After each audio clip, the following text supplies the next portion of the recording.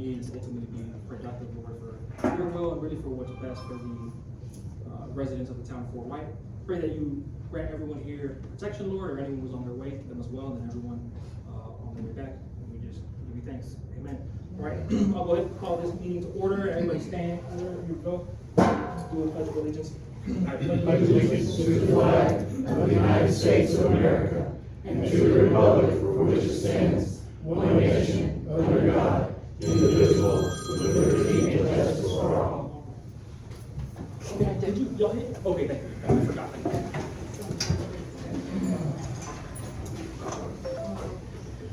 And sir, there's a seat. Oh, it's two. Is that your seat? This way.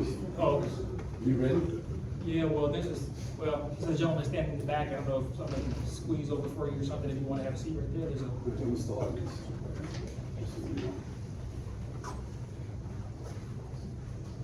Oh, thank you. I didn't mean. You're good. Stop. You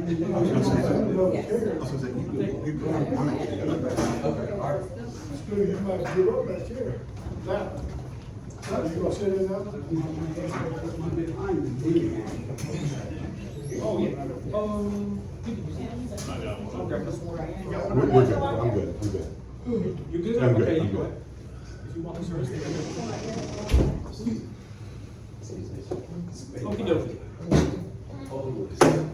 Mr. Shaper, if you would, please go ahead and do the roll call for us. Mayor George Jacob Thomas. Here. Councilmember Catherine Terry. Here. Councilmember Lonnie Harrell. Here. Councilmember Monica Merrick. Here. Councilmember Bill Cooley. Here. Town Attorney Michael Pope. Oh, good. Michael, you can hear us? Yeah, I can hear him. Okay, we can hear you pretty well. Good. Okay, good. So additions, deletions, changes, and approval of the agenda. What do we currently have? Anybody have anything? I'd like to add wastewater treatment plant.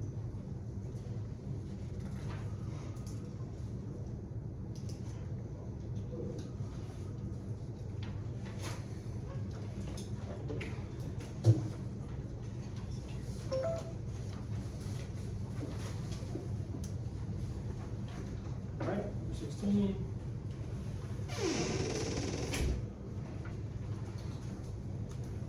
Anybody? I would like to add, issue on lunch.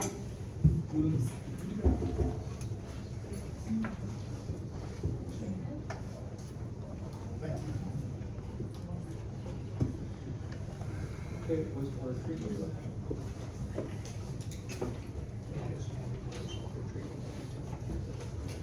I have one thing to add, this, expenditure approval for the truck the fellows use, the white pickup truck. I think that one should be quick, let's make that one 16. We'll make the wastewater treatment plant 17. And is yours, you think will be kind of quick? Okay, so let's make that one, 16, make yours 17, and then we'll make the wastewater treatment plant 18. I feel like that might take a little longer. Oh, So 16 is truck. the expenditure. Yep. Thank you, Senor Rick.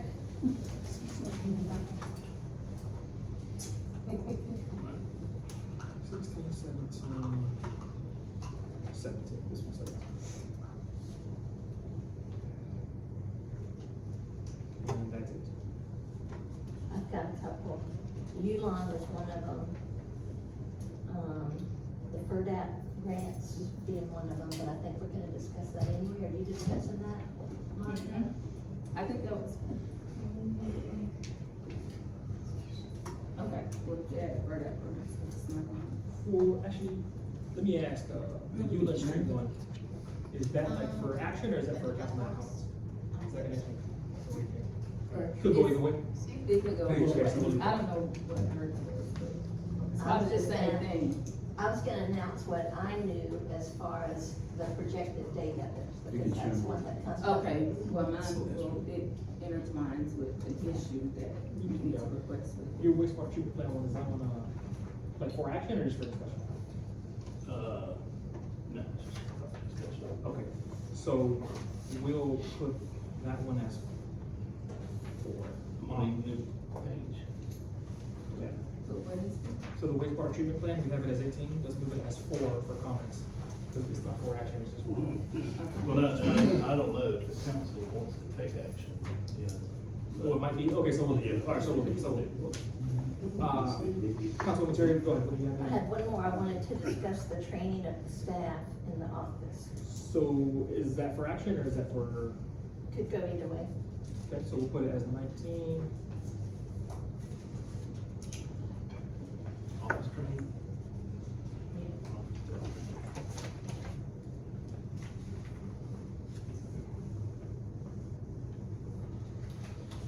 I know one of the gentlemen from the collective, I think there's an email, they wanted to be added, basically a chance to like rebut. Or to talk about, oh, go ahead. So I would like to, if possible, make a motion to strike the collective letter false narrative from number 7. Cause I don't understand why that's a thing that we waste citizens and taxpayer money to just That's what. argue a false narrative. That's what's on the agenda for the council to. And I made a motion to strike it from the agenda, so you all can decide to either continue arguing with them or whatever, but I think it's a waste of citizens and taxpayer money to pay us to sit up here to argue with them about a Facebook post. Yeah, I would agree, like if it was something maybe for action or a complaint, but I mean, if we're here to address a Facebook post, yeah, I don't know. Just I would- social media. Yeah, I would 100% agree with Councilwoman Monk, or Mayor. I don't think I can motion, I can't vote. I don't know if I can, maybe that's a question for the, Mr. Pope. I can only vote for a tiebreaker. Yes, Can that's correct. I cannot, or can I, second a motion? You, hold on, let me double check real fast, I don't want to take wrong. Okay, if not, we'll just play safe and I won't. All right, there's a motion on the table, is there a second? I want the detail on that, sorry. Okay, we'll add that in a second. So there's a motion on the floor, is there a second? I'm not saying take the letter of non-compliance away, I just think arguing about Facebook posts and a false narrative, people, no matter what we say or whatever, people are gonna have their assumptions, their own truths, their own beliefs, and us getting tied up and wasting time with false, we waste enough time on foolish stuff when we have so many other fish to fry. And I just think that is like not necessary. Well, hold on, let's see, okay, I'll give it another, no, if there's not a second. And to answer your question, Mr. Mayor, no, as a non-voting member, you can't second a motion. Okay, thank you. Okay, all right, so then the motion will die.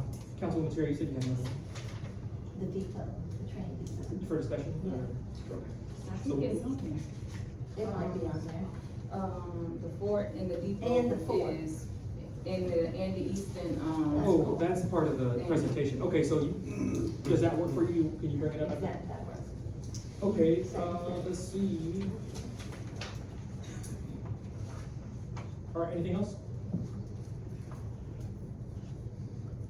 Carrie, did you have anything aside from this expenditure? Am I forgetting something? No, it's on the Okay.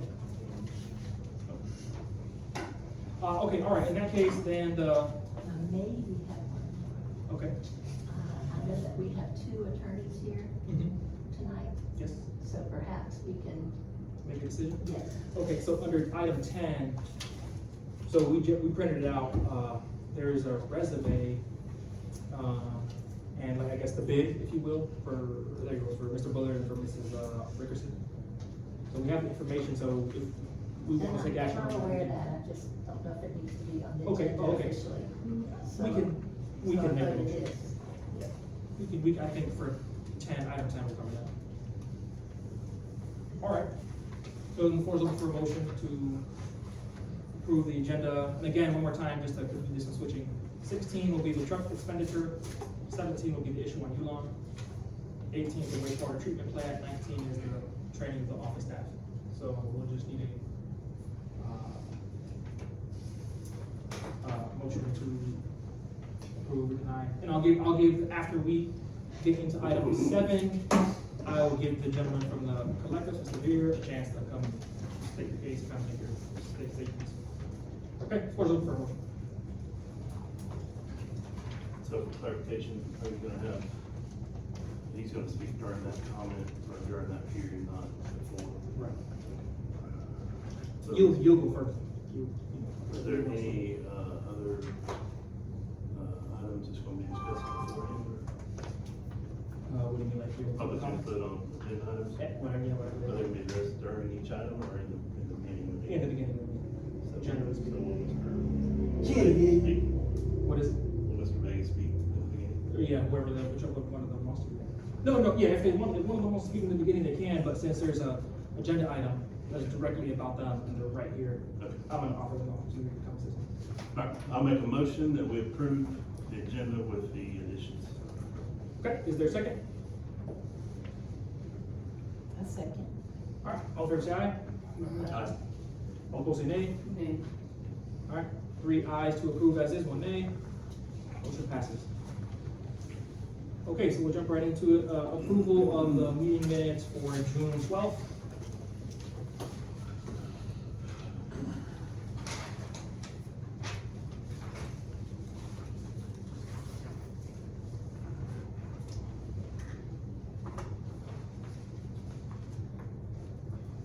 I'll make a motion, we approve the minutes for June 12th, unless somebody sees something I didn't see. All right, That's now, second. okay, we got a second, okay, all in favor say to approve the meeting minutes for the June meeting, say aye. All opposed say nay. All right, motion passes unanimously. Okay, the first agenda item is the Red Ribbon Week proclamation. Comment, when does that go after that? Oh, did I miss the public comment portion? Yes, okay, thank you, Mr. Loder. Public comments, does anybody have one? Anybody see the card? You got one? Go ahead. Thank you, Mr. Chairman. I apologize for not filling out a slip, but it's kind of a little rough to get back there right now. I just have 3 things on this collective letter of non-compliance. I don't want to get into the Facebook stuff. This is the first time I've ever seen anybody comment about Facebook posts in a public meeting. Facebook posts like standing on a soapbox in Times Square, or Lusty Park, or in Dees Park, and trying to gather an audience about what you want to say. If the remarks are libelous or slanderous, well, it would be libelous, slanderous spoken, and libel is written. And whoever those remarks were made about clearly has the ability to sue. Whether it's slander per se, or a person feels that it's slander. But I also don't feel that Facebook should be commented about at public meetings. The other thing I have about that letter, and I ran out of my office and I forgot my laptop, is there are certain things, first of all, I don't even know how that got on the agenda. Maybe when it gets to that point, somebody can explain it, be it like a weed in a garden, is you say certain things you want to do, that you're transparent, but you don't say you want to follow the meeting rules, you want to follow rules of the quorum. You don't say any of those things. What you say is you want to be transparent. For a long time, and I don't think anybody would disagree, this was one of the worst meetings in the whole county. And I respectfully request the mayor, put that gavel where you can reach it and use it. People should not be speaking out from the audience. It's just not done. Anybody who watches the Florida legislature can understand how that works. And you guys have been just about surpassed by Swan Valley Transit Authority. You should not be over-talking the chairman. When the chairman speaks, like you're in a courtroom, when the judge speaks, the rest of the people don't talk. And if you want to talk when the judge speaks, then you do that at your own risk. I believe that should be when the chairman speaks. So I'm hoping tonight that there'll be a change of pace and a change of decorum. It won't be yelling now. It won't be over-talking. People will be recognized. People will come to the podium like they do in the civilized world. And clearly, Your Honor, you have the ability to make sure that happens. My second thing is the attorneys. I looked at the agenda packet. I didn't see, I guess one of the attorneys here is Mr. Bullard, and then we have a new one that doesn't appear to be a Mr., it appears to be a Ms. somebody. And, I didn't see those resumes in the agenda packet. It may be there, but I don't recall seeing it. So unless the public has a chance to see them, I don't even know that this should be on the agenda. Once again, you guys are not giving the public information which they clearly are entitled to, while they watch you folks make a decision. I'm gonna give you 30 more seconds. Yeah, that's what I'm done. The last thing I have is Hear. H-E-A-R. This is a public meeting.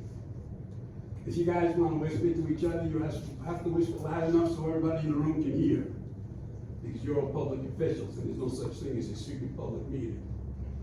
Mr. Allen, I said I couldn't hear you before. I apologize for interrupting. The board needs to speak up so that people that take their time to come to these meetings and your fellow council people can hear what you have to say. Once again, that's in control of the mayor, and I thank you for the extra time, Your Honor.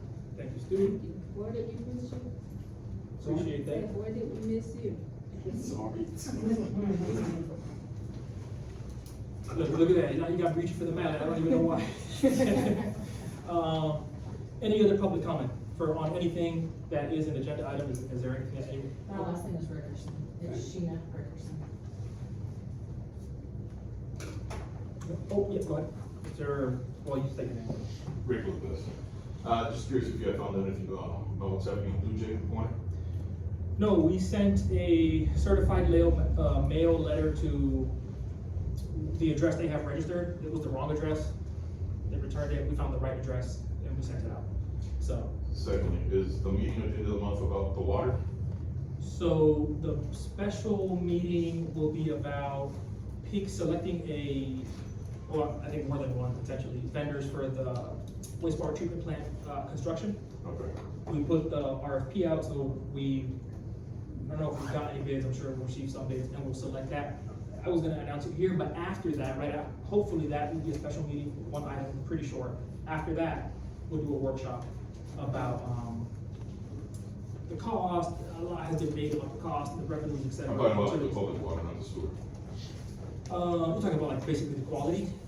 Like, we haven't switched over to Ellisville yet. And Yeah. I just wanna know what's happening with that, cause that was supposed to happen a while ago, and at least down on our street, it's gotten progressively worse quality. Yeah, And the paper report everyone received here as well. yeah, I don't know if that will be a part of that, but I know, David Kraus is here from the county, I don't know if that will be included in his update, but maybe we can ask him or just, Commissioner Ford if they know anything about that. Oh, and, Mr. Roberts right there, Shannon Roberts. Yeah, wait for them to speak. Okay. If for whatever reason I forget, just remind me, then I'll try. You got it. Any other public comments? Well, I'll ask, I don't know, I guess, you got three gentlemen right behind you. If anyone knows what's that, I reached out, I've asked, the county utility director, any of you gentlemen have a update just for like the status of the Ellisville water coming through? No, okay. So. I'll text and see what I can find out. Yes, okay, thank you. Last time I spoke to, a week or two ago, the county utility director, Robert Domingue, he told me it was an issue with, chlorination. I know they were having issues. Residual, You yeah. know, and then our test didn't come back too well either, so, We'll get into that when they get in there. We'll get into that. Because, Yeah. I mean, ours are technically safe. Correct. It's just yellow now, but yeah. Okay. All right, thank you. One more time? Going once, going twice. If anybody else has anything, looking. Nope, nobody? Okay. All right, so we'll move into the first item of business is Red Ribbon Week proclamation. I guess the council just has to, council wants, approve this, officially proclaiming October 23rd to October 31st, Red Ribbon Week, and then I'll read it out loud. Sign off on it. I make a motion to approve the Red River Week proclamation. Second. Okay. All right, all in favor, say aye. All opposed, say nay.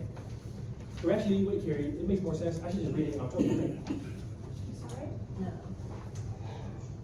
Does it, oh, no? Doesn't matter? Okay. I'll read it now. No, I was gonna say for the Red Ribbon Week proclamation, it's for October. I'll just read it now. Okay, Fort White, Florida proclamation declaring October 23rd to the 31st, 2025 as Red Ribbon Week. Whereas alcohol and drug abuse in this nation has reached epidemic stages, and whereas visible unified prevention education efforts by community members must be launched to reduce the demand for drugs.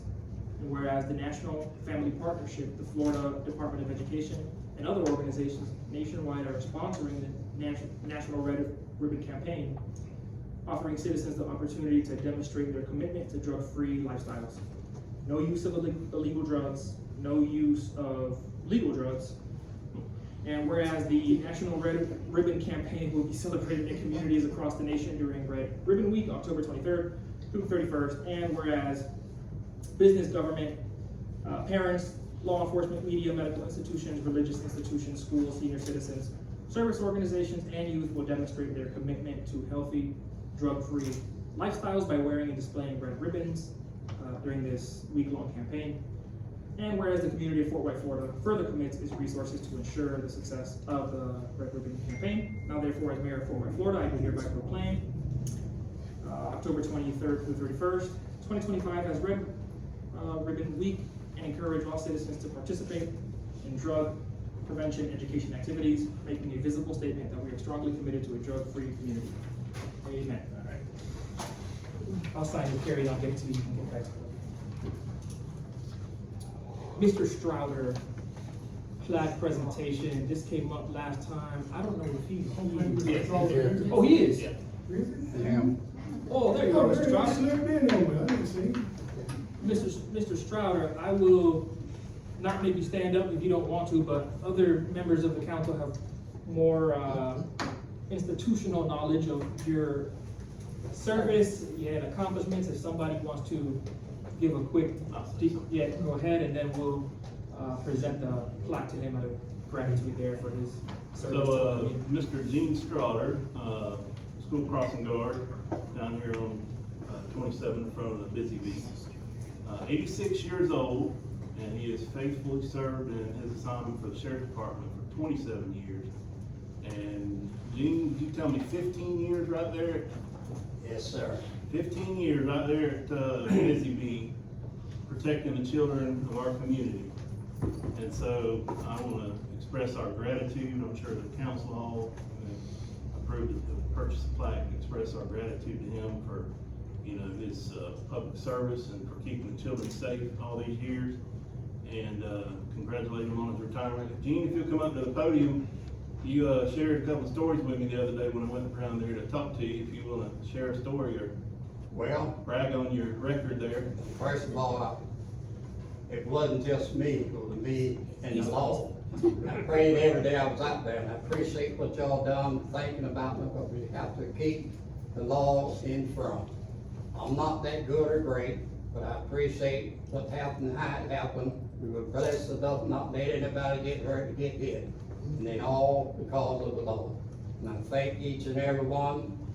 You will be blessed. Just keep on going and don't forget to pray. That's the first thing you do in the morning when you get up. She'll be the first thing. It's nothing that good or great that I've done. I'll do my best, but it's all because of the Lord.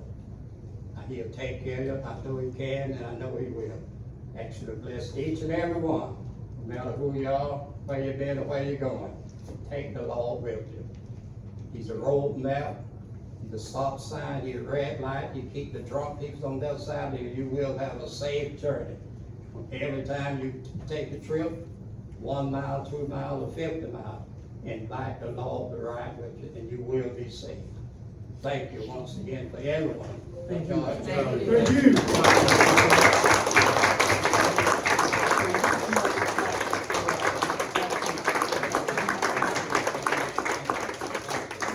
Oh, here, let me hand this to you. That's for the camera. Who's this? Your grandson? Yes, sir. I know. Oh, okay, all right. Here we go, gentlemen. Yeah. Mr. Mr. Strong. Stroud, if you want to. They want to take a picture. Yeah. Oh. There it goes, it's that way. This way, right there. So go get your picture. Yeah. Wonderful, thank you.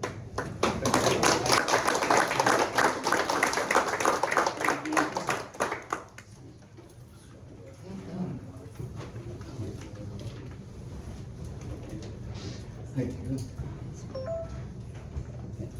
Okay. Fort White High School Crisis Response Emergency Use of Dees Park. Did somebody come from the school here they were gonna give a presentation on this? No? Carrie, was somebody supposed to be here at the school? No? Oh, no. Oh, yeah. Generally, they just request that, because if they have to leave the campus. Oh, okay. It's something we've been It's regular, it's doing. regular, Yeah, okay. it's something we've been doing. Okay, yeah, I mean, yeah, I don't, there's just a request to use these park for emergency evacuation, so if we need clarification, we can clarify. If somebody's ready to make a motion, we can do that too. I move that we approve the request for Fort White High School to use these parks as the evacuation place. Okay, is there a second? A second. All right, all in favor say aye. All opposed say nay. Okay, so motion passes unanimously and they're allowed to use these park again this year. Historic school and historic depot, Mr. Sanchez, there you go, Mr. Sanchez, if you will, please come up, do your presentation. Thank you, Mayor, and thank you, council members. Last month, the mayor and I had a chance to look at the fort. It was opened up by Keith Hatcher with the Columbia County School District. And to give you an idea, the fort is 5,500 square feet in town hall. This section is 896 feet. So right from the start, the mayor and I saw a tremendous building in the town's limits.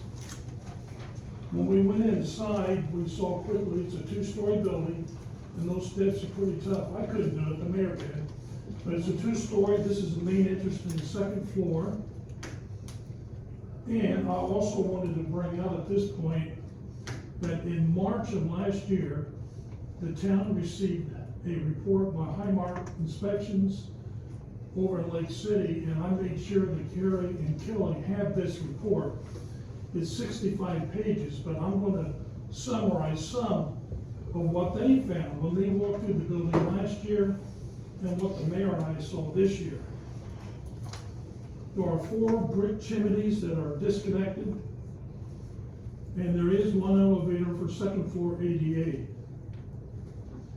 When Highmark went through the building last year, they found several multiple interior locations where you could see stains on the drop ceiling tiles.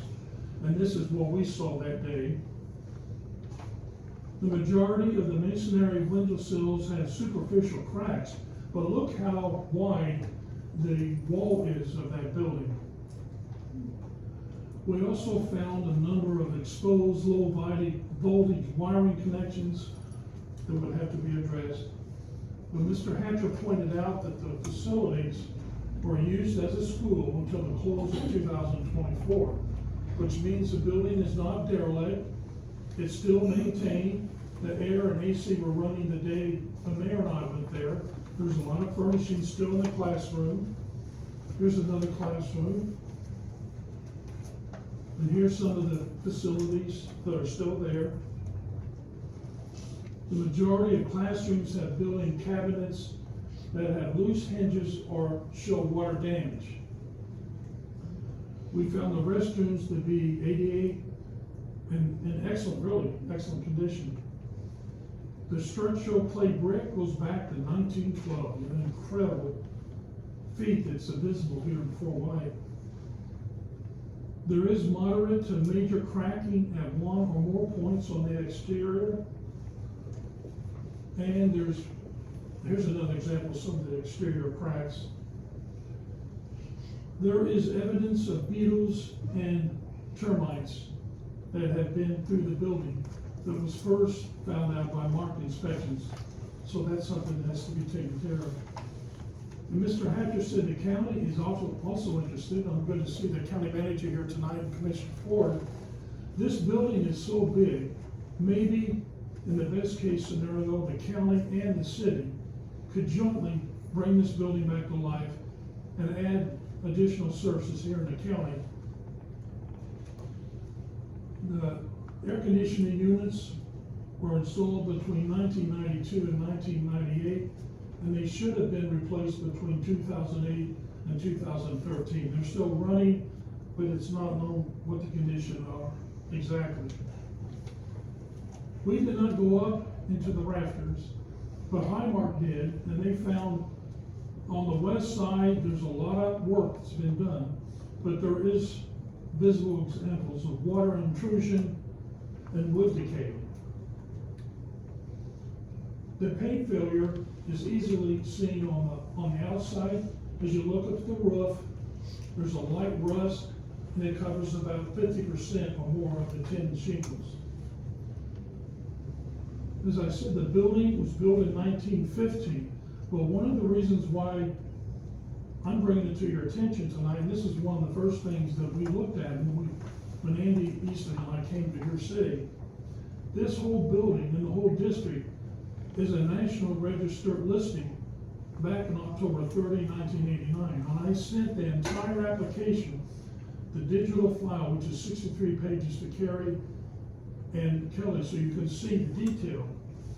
And as I was telling the mayor this afternoon, it's hard to believe in Columbia County, there are 12 listings and 2 are from Fort White. The yellow building right across the street is on the National Register too. It's amazing. So we're trying to utilize that listing to help us. And in the packets that the council received tonight, Highmark has said they would go through the building for this price. And I'll pass this out to the council members. Councilman Terry. I'm sorry, thank you. When they went through the building back last year, they just walked through it. Before the town council can really decide what to do with this building, which has been offered to the town free by the school district, we need to find out what kind of numbers are we talking about for all the repairs that need to be done. And that's a brief look at that. I have one more brief presentation, and that's on the depot, and I've got some more handouts for the council. This is a very slow process, but we are trying to get the third listing of a property on the National Register within Fort White. This letter that I sent to the state, we found some resolutions that talk about what the town spent to buy the building, and what the town did when they tried to relocate the building. And so right now, the letter that the town received in May, the depot qualifies under architecture at this point in time. But maybe with the additional information that I sent, it will also qualify in transportation. We argue that the depot was a gateway to this area over 100 years ago. And that's a quick look at the fort. I'm still trying to figure out, if anybody in the audience know, why is it called the fort? We never could find out why it's called that. It has no military application. Well, this is a military town, Okay. 1. And 2, and this is speculation, it's the largest of the buildings. And at one point, it was the school. My dad graduated from that building. And, so it was just a loving nickname. I taught in the fort, you showed my classroom up there. Ginger Norris was in there as well. Well, in your package tonight, if you approve Highmarks to come in, and they say it's X number of dollars, Andy Easton and I are proposing that you have us file what is called a legislative appropriation, where we get the support of the state senator and state rep for this area, and go straight to the Florida legislature. But after the mayor and I looked at the building, it doesn't look to me as would be in the millions of dollars. It's quite feasible that that building could be reused again after all these years. Thank you, Mr. Sanders. Any of the council members have questions? Oh, wait, were you gonna do the? Yeah, that's it, that's the last one. Okay.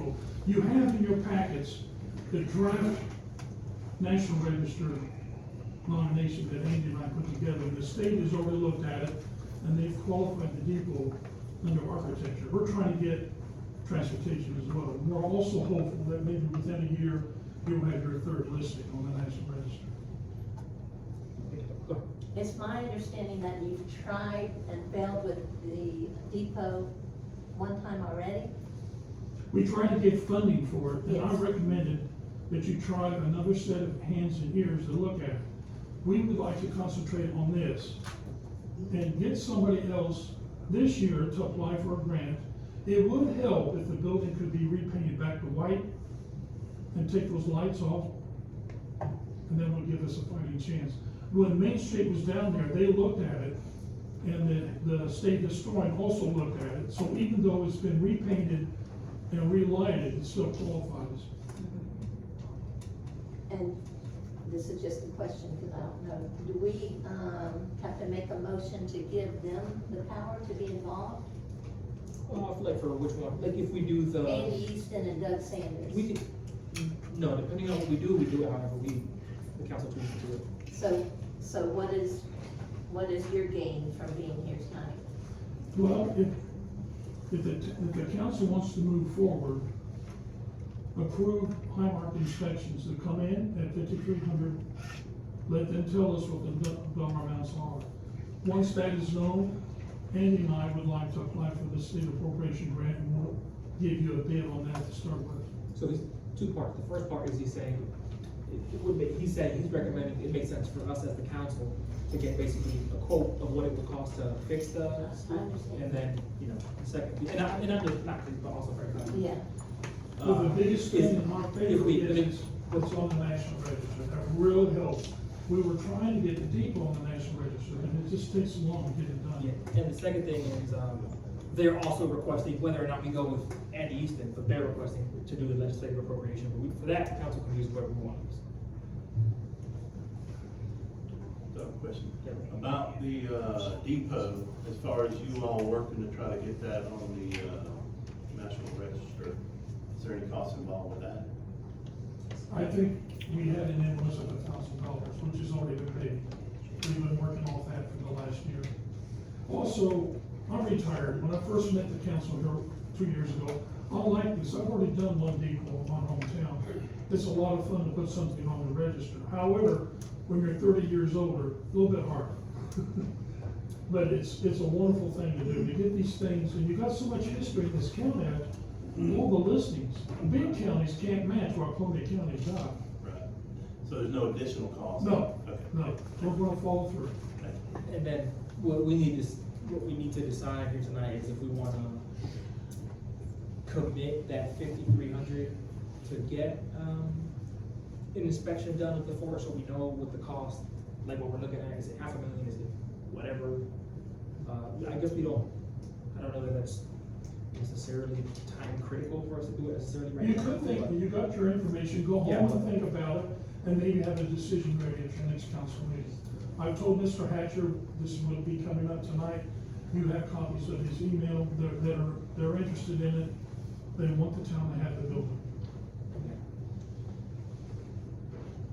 But anyway, yeah, so to potentially get the ball rolling, see what it costs, see if we can apply for something to start renovating and all that.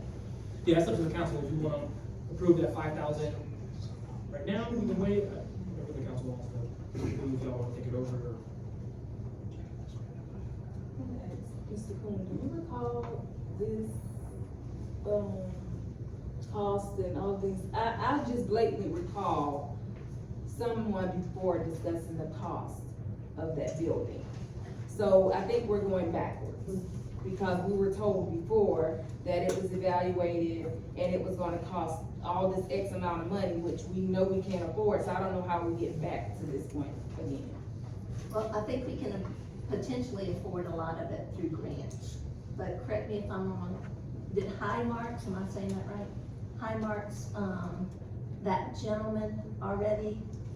They've already been through the A building. $500 survey? Yeah, Cause I spoke with you via telephone, and we talked about he had completed a $500 survey, but now he wants to creating a $5,000 survey. When he came here last time, he used some drone footage as well. This time, he will go in places the mayor and I did not go into. Let's take a look at that attic and the crawl space as well. Well, So- regardless if y'all went in there, you're not qualified to do the survey. No. I think a lot of that is potentially out there through grants, and as a matter of fact, the grant application that Main Street did write would cover some of the survey costs. The grant's not presented until September. I'm looking at you, Alex, to correct me if I'm wrong, but it was a $50,000 grant, and 40,000 of it was for surveys and stuff like that. 10,000 of it being to, I don't know if it was directly to the executive director, but to, go ahead. Was to the actual management company for administrative for them, and they're, Okay. yeah. Hey, Let me clarify, Doug, so, I guess the question is, so is there a quote that already is floating around out there or not? I guess that's the question. They give us a quote on what they did for $500. That's what I They said for thought, an extensive quote, they will have to spend what? the 5,000.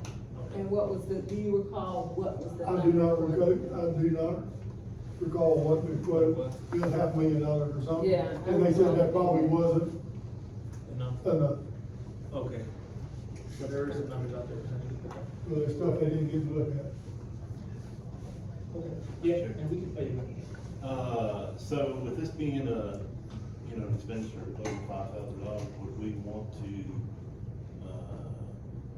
possibly put out an RFP to get competitive bids for that, or? maybe, yeah, I like the idea of, instead of pocketing 5,000, maybe, I guess at this point, seeing if there is a grant. I guess if the grant is like in the works, potentially we might get it, we can do it that way. But How are we going to get a grant for a building, I guess, per se, that we don't even own yet? Like, I'm confused. well, it would be gifted to us if we agree to take on the responsibility, and I'm not suggesting we accept that gift tonight. But, we could probably, You can't, but my thing is, you can't rely on a grant or proposal. We can't do anything with the grant because we don't own the building. The school at this time would be responsible for going about seeing if the grant is available, so we wouldn't know. Like, you can't say, oh, let's just wait and see if we get these $50,000. We don't own the building. Okay, we have to verify that, if the state would allow us to. Right. If it's not ours, so we gotta verify that too, okay. So maybe we might have some homework to do on this if we wanna, when I was referring to the gift, I meant the building. If you accept the building, then that opens the gates for you to pursue those, grants. And as a matter of clarification, not the auditorium. Mr. Hunter told the mayor and I, that they're keeping the mayor, they're keeping the auditorium. And it's active, correct? It is, Yes. yes. just move past. Oh, did you can go to the, I was gonna go over that same conversation. you might have to info with the Main Street. No, last year, you got, whole conversation came about, and the school board presented the town with a letter stating that they can go ahead and take it, or if there was a dollar amount in which the repairs were north of that you were no longer interested, so that they can offer that to someone else. So that's already been through a different superintendent, so the idea would roll back to the new superintendent, see if you guys are gonna gift it, which he said they've already had a conversation about acquiring it, but the bid was north of $1 million for the repairs then. But like Monica said, in order for you to do anything, that's the same conversation that happened last time, kind of went nowhere, fizzled out, is you can't do nothing until you take ownership of the building, to be able to apply for a grant. So your first step would be to tell the county, yes, we want the building, you're giving it to us, but in doing so, you assume the liability of that property. And then deciding, okay, we can do repairs, these are the repairs, these are the costs to get an actual estimate, so. What you're doing now, you already did. You just gotta make a decision whether you want it or not. Okay, so maybe we got a David just fine, if there's quotes and estimates and costs already out there, then yeah, I agree, let's see if we can't find that, maybe we already kind of reinvent the wheel. Okay, all right. Mr. Pope, Yes. for an agenda item, we don't have to vote, or I'm asking, to table it or push it out, we can just proceed, right? If there's no action on it, we can just proceed. Yeah, there's no action. Okay. Okay, so we'll go ahead and proceed to number 5, amend the Fort White Gun Club lease agreement. This was to, it renews annually. We were gonna make a change based on those complaints that we were getting about, for that range, for that, not the range, the stall that was closest to that property. We were gonna, limit their hours of usage on that specific stall from 10 to 5. So, we would just need to make a motion to amend the lease and stipulate and put that in. Are you with the gun club? Yes. Oh, okay, so before we, well, first I'll open it up to Councilmember Crump. Before we vote or do anything, I'll let you come on. I don't want to say I would agree with what y'all said. Yeah, because I mean, I think it's only an hour or two either way. Yeah. Okay, you, ma'am, if you would come up, state your name. Hi, my name is Carrie Morgan, and I am with Fort White Gun Club. And I was just curious if you could explain to us what those complaints were, and if it's from anybody aside from the one gentleman who resides in his mom's property next door. The only complaints that I personally have received is probably talking about the same gentleman there. Okay. Those are the only ones, yeah. Okay, so is it the council's intent to change the hours based on that one person, or are there other items that we should be aware of as well? Well, I think we hadn't voted, but I think the consensus of the council was to change it based on that one Okay. as a resident. Okay, so, just a little bit of history is we would request that you not change that. We do have events that specifically start at 9, that used to start at 8. They were changed the hours at one point to make everybody a little bit happier. And to our knowledge, it is just that one person, and we've had an ongoing issue with him coming down and creating issues with the range and this office. I guess from the, let me ask this, from the club's perspective, how many stalls are there? So I think you're referring to the lower range, which we refer to as the cowboy town. That range is only specifically utilized by 3 of the disciplines, or members who have the proper certification and training to go down and use that lower range, because it uses steel targets and lead ammunition. So you have to have an NRA certification or an RO2 certification in order to utilize that range. That is a section of the range that has 10 stalls, 10 different bays that you can shoot from within it. The other section of the range that would be a little bit further away would be the rifle, pistol, the clays, the 5-stand type areas. But I know as a member that shoots at that range at one of those events, we get there and start to set up around 7:30. Our shooters start to arrive at 8, that's when we begin our registration. And first rounds can go down range at 9 for those events. And then others do start later, it's just the specific monthly matches.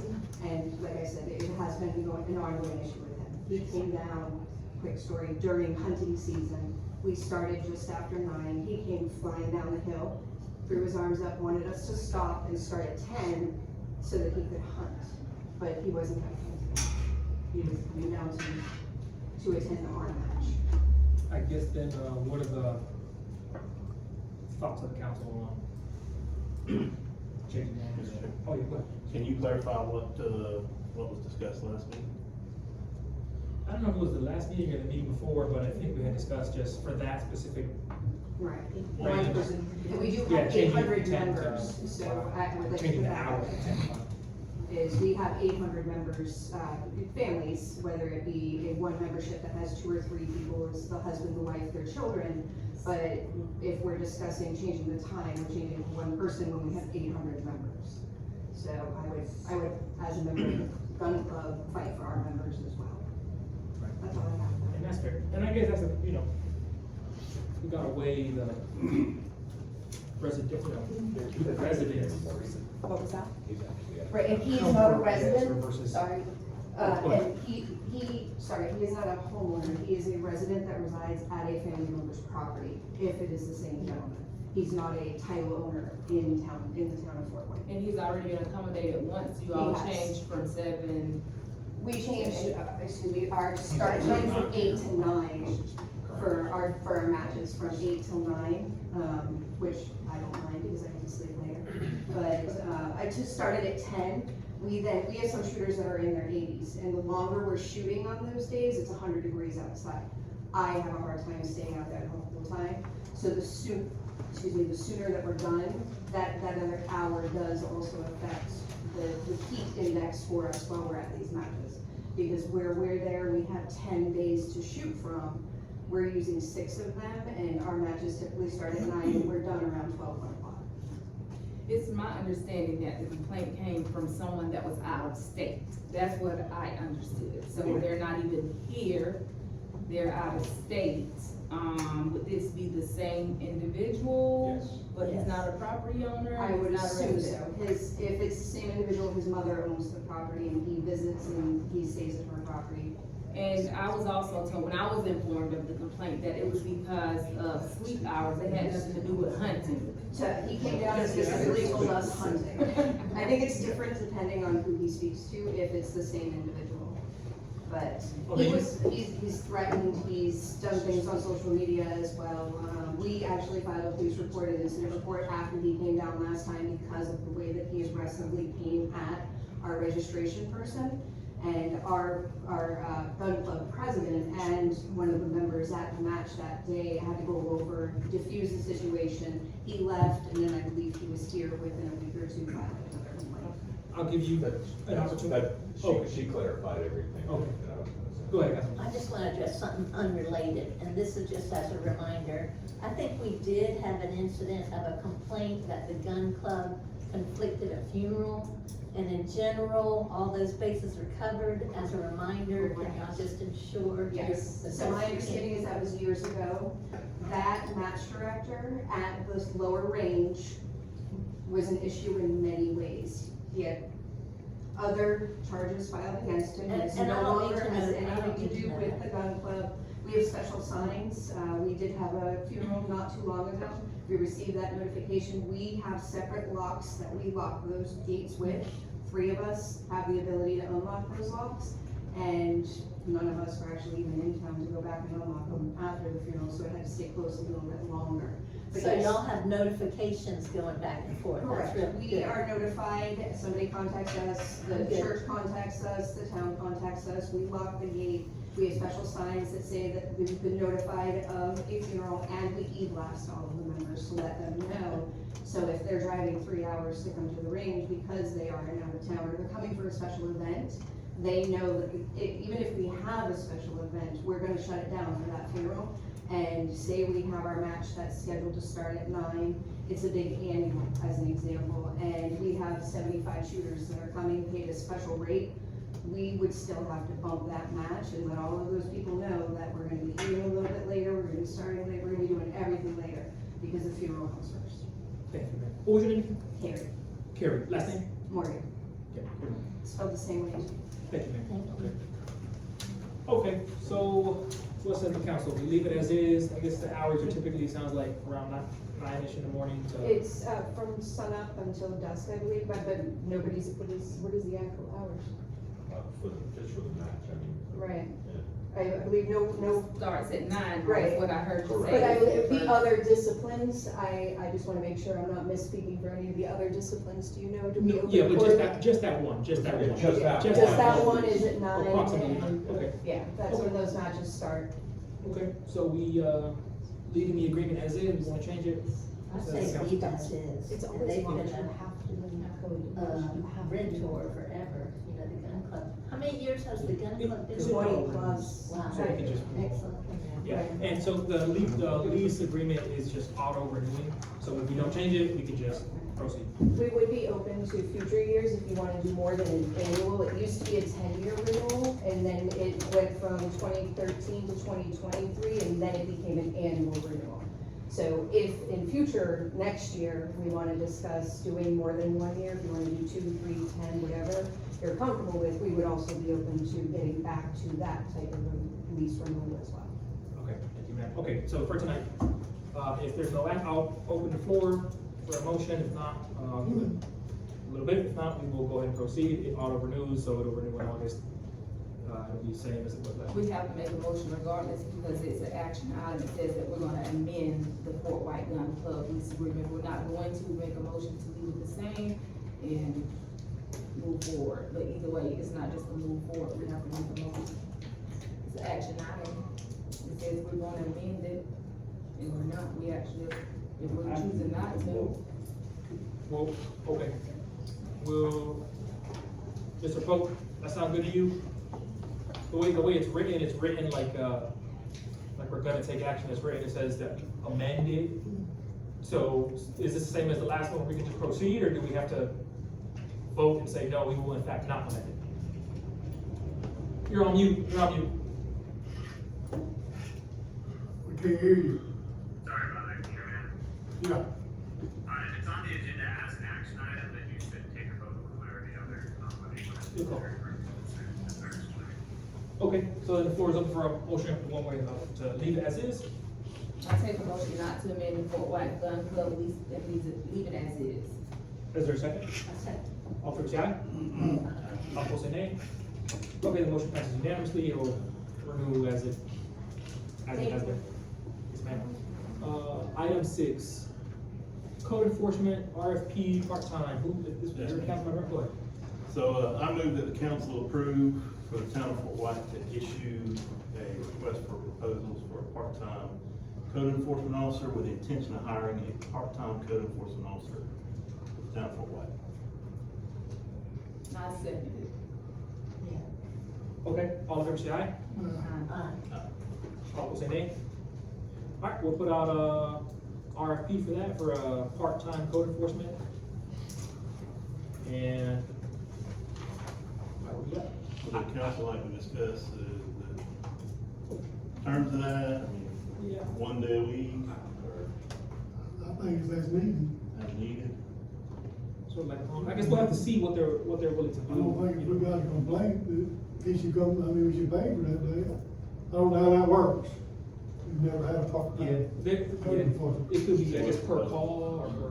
We might have to do it, we might have to set it up 1 day a week, but he might not say, hey, I gotta at least do it 1 day a week. I don't know. We could reach out to the county, I don't know, maybe one or two, maybe not, or Lake City, and just say, hey, on per call, we'll pay them a fee per call, sort of thing. We could reach out, kind of include that as the processor.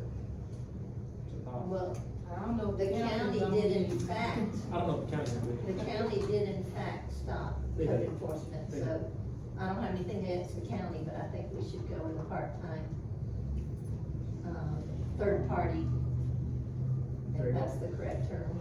I think the county probably would, but I don't think they want to. So I think we ought to just try to find someone. Just see what comes in. See, that's what, because, I mean, yeah, they're gonna kind of, that'll determine, you know, that. Okay.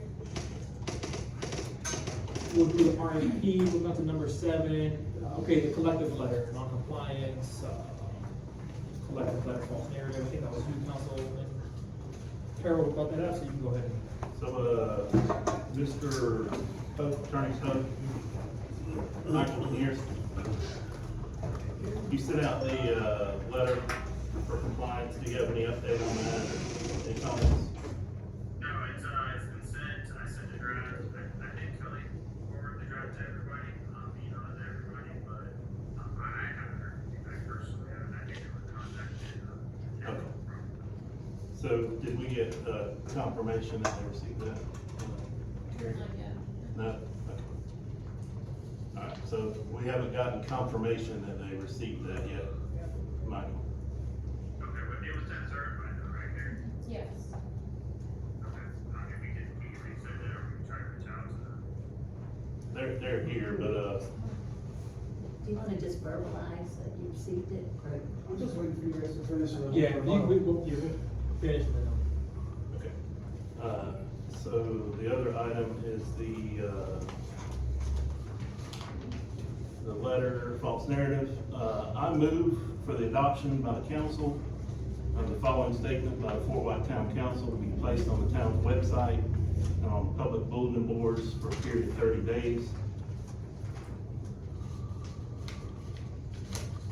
Item number 7. That's the letter. So the message from the town of Fort White, you want it to be from the town of Fort White Council, and So basically. read the letter. I'm sorry. You're gonna read the letter Yes. also. So the letter, a message from your Fort White Town Council. Dear fellow citizens, your town council is committed to open and honest communication. We've noticed some inaccurate information circulating about town policies, and we want to ensure you have the facts. Our commitment to transparency. We serve with integrity and encourage your questions and feedback. For accurate information, please attend our public meetings, contact us directly, or visit our official website. Setting the record straight, the Collective Food Yard and Garden. There have been claims about the town of Fort White singling out and selectively enforcing codes or attacking the Collective Food Yard and Garden. Also, allegations that the town council hindered their planned 4th of July event. These claims are intentionally misleading. Here are the facts. The Collective Food Yard and Garden is not in compliance with several conditions of a settlement agreement with the town of Fort White signed on December 16, 2024. Discussions about their landscaping concern compliance with their site plan, a condition of that agreement, not too much planting. The Collective Food Yard and Garden never requested permission for a 4th of July event. Main Street of Fort White did propose an event, which the council supported, but raised safety concerns about law enforcement and a trained road crossing guard at State Road 47 for a safe event for the community. Moving forward together, our community thrives on shared facts and mutual respect. We are dedicated to explaining our decisions and listening to your concerns. For accurate information, please use your official channels. Attend monthly town council meetings every 3rd Monday at 6 p.m. in Town Hall. Contact Town Hall 386-497-2321. Visit our town website, www.fortwhiteflorida.com. Email us at town@fortwhiteflorida.com. We ask everyone to seek information from official sources and engage in constructive dialogue. We are proud to serve you and remain committed to transparency and accountability for the well-being of all residents. Sincerely, Fort White Town Council. Thanks. Councilwoman Mayor, if you had something to say. First of all, I don't think it's smart to put something on our website without, we've already been in legal processes with these same people, and to construct something to put it on our website without legal guidance, that we've come up with. And also, are we gonna get into the common practice of addressing each Facebook post, each citizen with a rebuttal from the town council? If you don't like what people say, deactivate social media.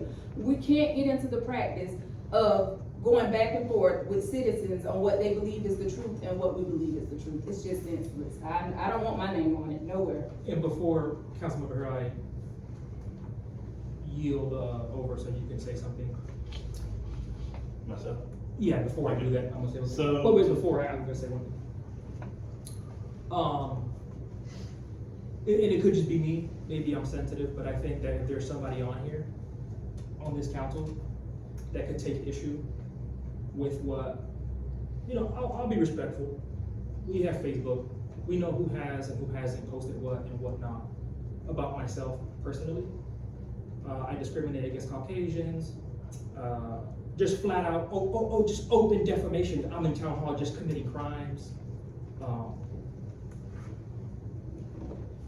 I didn't do all this. I came to the council meetings and we proceeded and we did business. I just want the council to keep in mind that if there's a reason we are respected by the residents, it's because of our own actions. And they look to us to be professional and to lead them. And you lead by example. I honestly am astounded that here we have elected representatives and we're using town time to talk about Facebook. And again, I may be a little sore on the topic. because of what has been said about me, which I don't even have. People would just say, hey, Mr. Mayor, like, do you know they're saying this about you? People in this room. I'll leave it at that. So I just think, and I feel like I would be extremely remiss if I just didn't say that, I mean, I just think it's inappropriate to use a town official government platform, information board, to rebut a Facebook post. And whoever votes in the affirmative for that, I mean, I just hope that the residents are paying attention. And that's the last I'll say, and I'll go ahead and. So first of all, to address the legal issue, I did consult Attorney Michael Pope about this subject matter, and I sent over the letter for his approval. He said that there was no legal issues with addressing these issues that were inaccurate information posted publicly, intentionally misleading the public about the town's actions.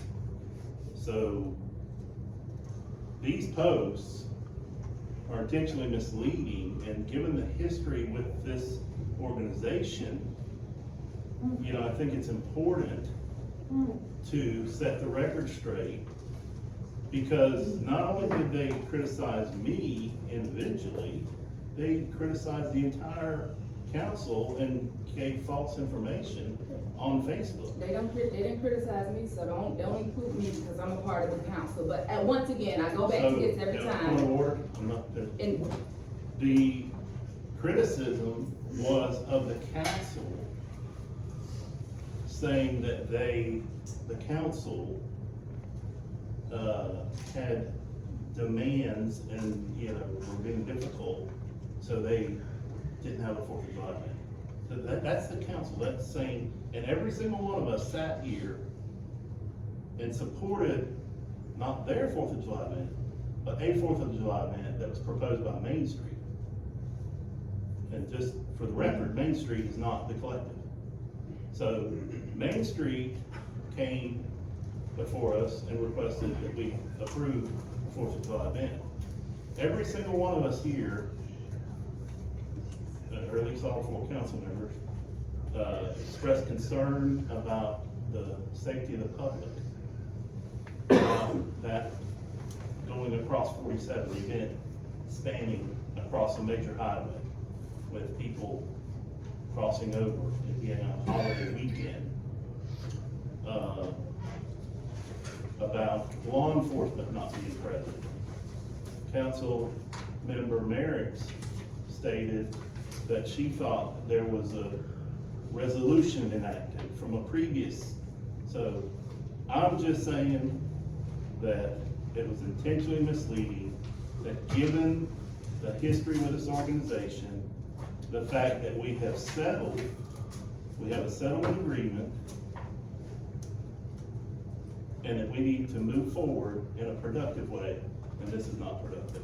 And so I believe that the council making a statement that we did not do these things that they accuse us of, and invite people to call us for the truth. And I think that, you know, every citizen has common sense, that they can call us and contact us. They can look at the meetings and see what the truth is. That's why they're recorded. So even if they're not here, I don't think it's just smart for us to post this rebuttal. So hear me out. If you're gonna post a rebuttal to their Facebook post and what they said, which was in a lot in regards to my understanding to you in general, in some of the town council, they use that or whatever. So I think that the mayor should go back and do a rebuttal for the post that you put out about him, and we should put that on the town page and correct that narrative. Because that could have been defamation or anything else. So we're gonna get into this practice, and this is what we're gonna do. Let's do it. And you know what, I guess the thing is, I wouldn't even have brought this up, or I wouldn't even have gone down this road, but. It's a waste of time. I'm so sick of sitting up here fighting with the collective. when we got so much other stuff to get down to business about. That's the reason we don't have code enforcement, is because the county got sick of it. Now we're back at it again. Go ahead, Councilman. I'll interject on that. And I brought up code enforcement a long time ago, because I thought, and I could have been wrong at that time, but I thought it would be a third party doing, for lack of a better word, an investigation or follow-up. And then it turned out that the county did not proceed with it. So being back at this point, a third party hiring an outside party as a code enforcement, not because of the collective, but because of the town of Fort White, and projecting future growth, we're gonna need that, and we need to be proactive. Part-time, it might be once a week, once a month, never would be ideal. But we've got to have some of these things in place proactively. So that's my spill on code enforcement.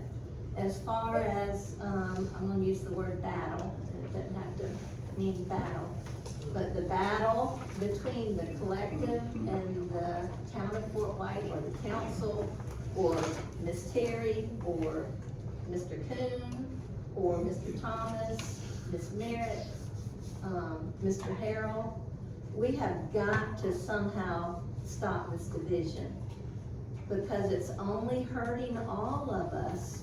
And I mean, I'm not a mama other than to 10,000 cats, but as a mama to the cats, you've got to stop all the fighting and come together and move forward. Particularly as our town is at in a very important crossroads with this water and with this sewage and with potential growth. Yep. Yep, I agree 100%. As far as Facebook goes, the citizens are just waiting for somebody to make a comment about the council so they can smash them. That's happened since I've been here. Okay, but all they gotta do is push one or two issues and it just blows up on Facebook. Okay? I don't respond. That's why. Because the citizens don't care what the council is doing until they think they're doing something wrong. And then they jump all over them. They're gonna kick them out, they're gonna vote them out. It's gonna be a mess next time they run.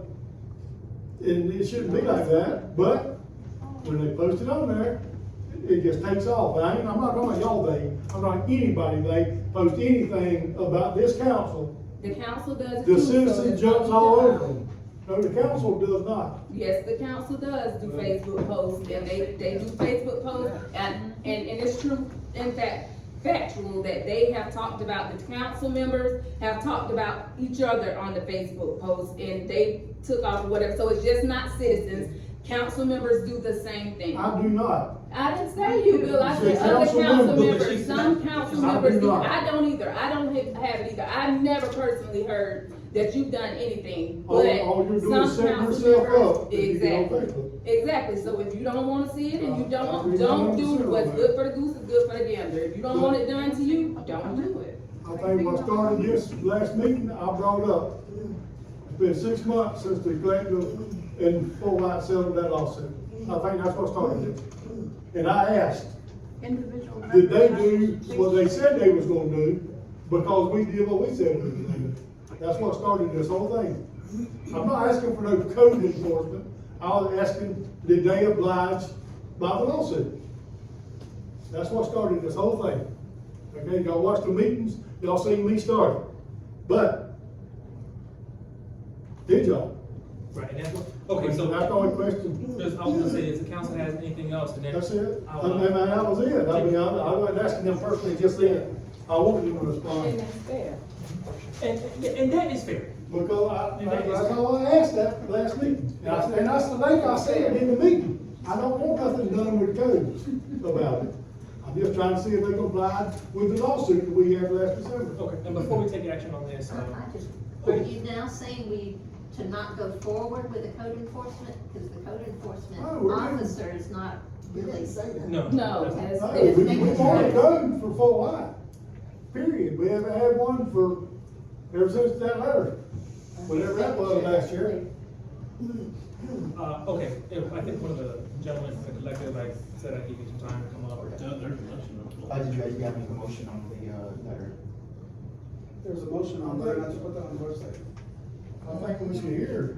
Gonna make. Yeah, I mean, I said in the beginning, you kinda just jackhammered that right in there, I mean, I said in the beginning. Well, I let the led people with there's a take it. motion, and then there's a discussion period.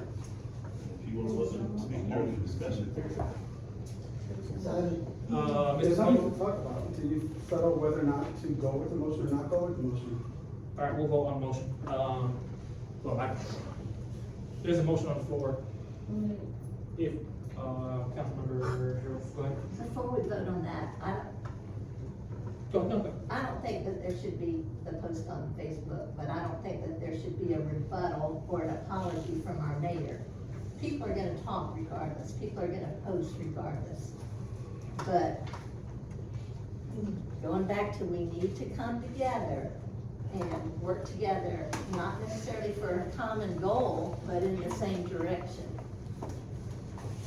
All right. Is there a second on the motion? There's a motion, is there a second? Mr. Mayor, could we have, Councilman Harold, could you restate the motion, only because a lot of discussion went on, just so that everybody's clear on the motion. I move for the adoption of the following statement by the Fort White Town Council to be placed on the town's website and public bulletin board for a period of 30 days. Okay, and then the other parties are reading the statement, so we're good. I just want to make a clear motion on it. Is there a second? And I'll give it. I don't want a second, but I still want to say one thing, and I guess I'm done. Okay, but let me. Okay, all right. Go once, go twice. Okay, the motion dies. Councilman Terry, go ahead.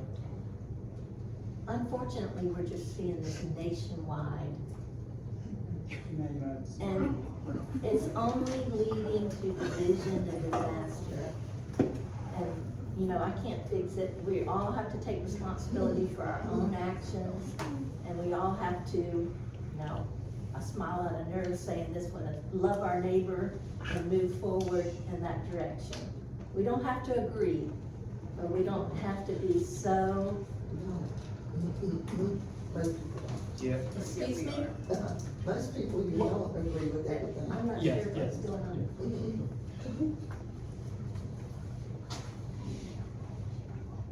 I will. Go ahead. Oh, you're done? Okay. Yeah, I mean, that's good. We lead by example. I think personally we're supposed to soar with the Eagles. Whatever, I'm one person. Did any of you want to come up now that this has been, okay, go ahead. I said soar with the Eagles. They have to go through this again, but I want to clarify, just because the agenda item was false narrative. Your name. Oh, my name is Ruben, I'm co-owner of the collective.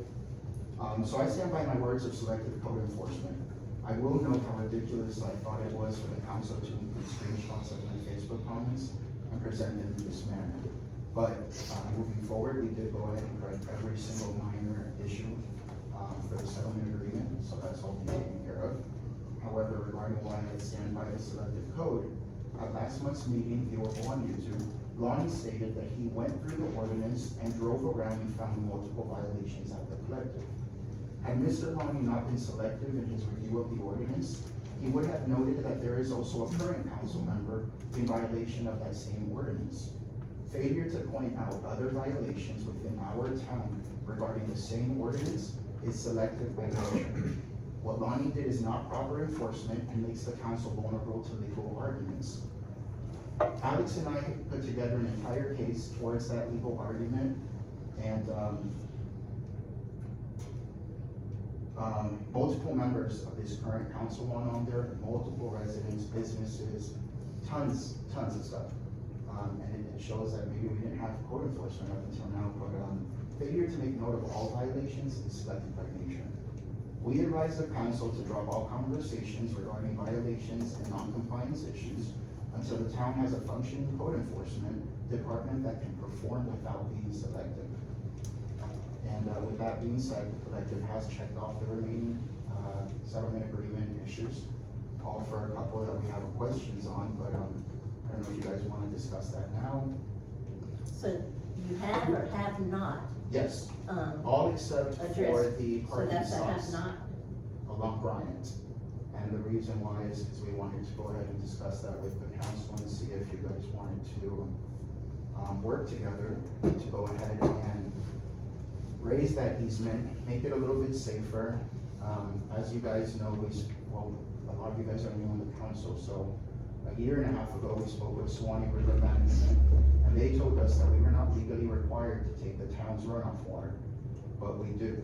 We even went ahead and created a trench on our property to receive that water, because the other option was creating a 3-foot berm around our property and rejecting that water. And that would have caused Bryant Avenue to have 3 feet of standing water.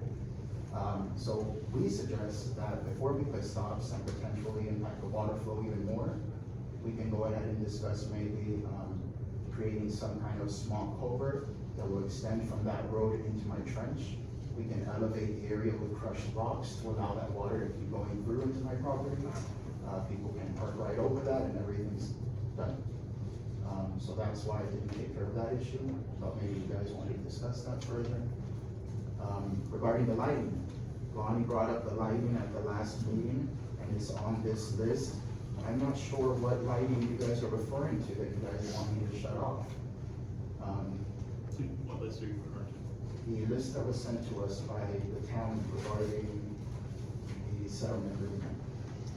It's number 4, lighting. Can you read that? It says, all lighting for the business must be directed towards the interior of the property to avoid interference with surrounding properties.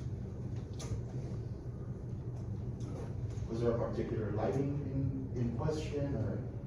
I'll let you finish speaking and then I'll make a statement. Okay, the other one was number 5, signage. We don't have a sign for the collective. We went through this about a year and a half ago with Connie, and she was at first asking about it, and it turned out that we didn't need the sign permit. So I'm not sure why that's on here again. And then, well, that's really it, is the lighting and the signage question. I think, I think the signage would just refer to codes, and if it's not out of compliance, then it's nothing to address. And that would be the same with the lighting. It's my understanding that the lighting just was supposed to be directed inward. If that's the case, then it's not out of compliance.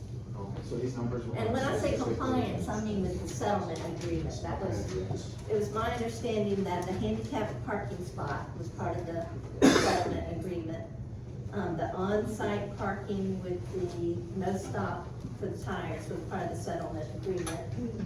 The commercial dumpster being, surrounded on 3 sides was part of the agreement. And I'm just reading from the agreement. And 4 food trucks maximum, and there was an incident with a 5th food truck, and that disappeared, so that ended that issue. Well, we were under the impression that it was operating, but we saw your meeting and we saw that you guys cleared up the 4 in general, and so we. And that was in the settlement agreement, that it was 4 in general, or 4 total. And then the hours of operation, which are, I'm using the word again, compliance, were 6 to 10, which to my knowledge are. So really the dumpster, the ADA, the stops, and am I missing one?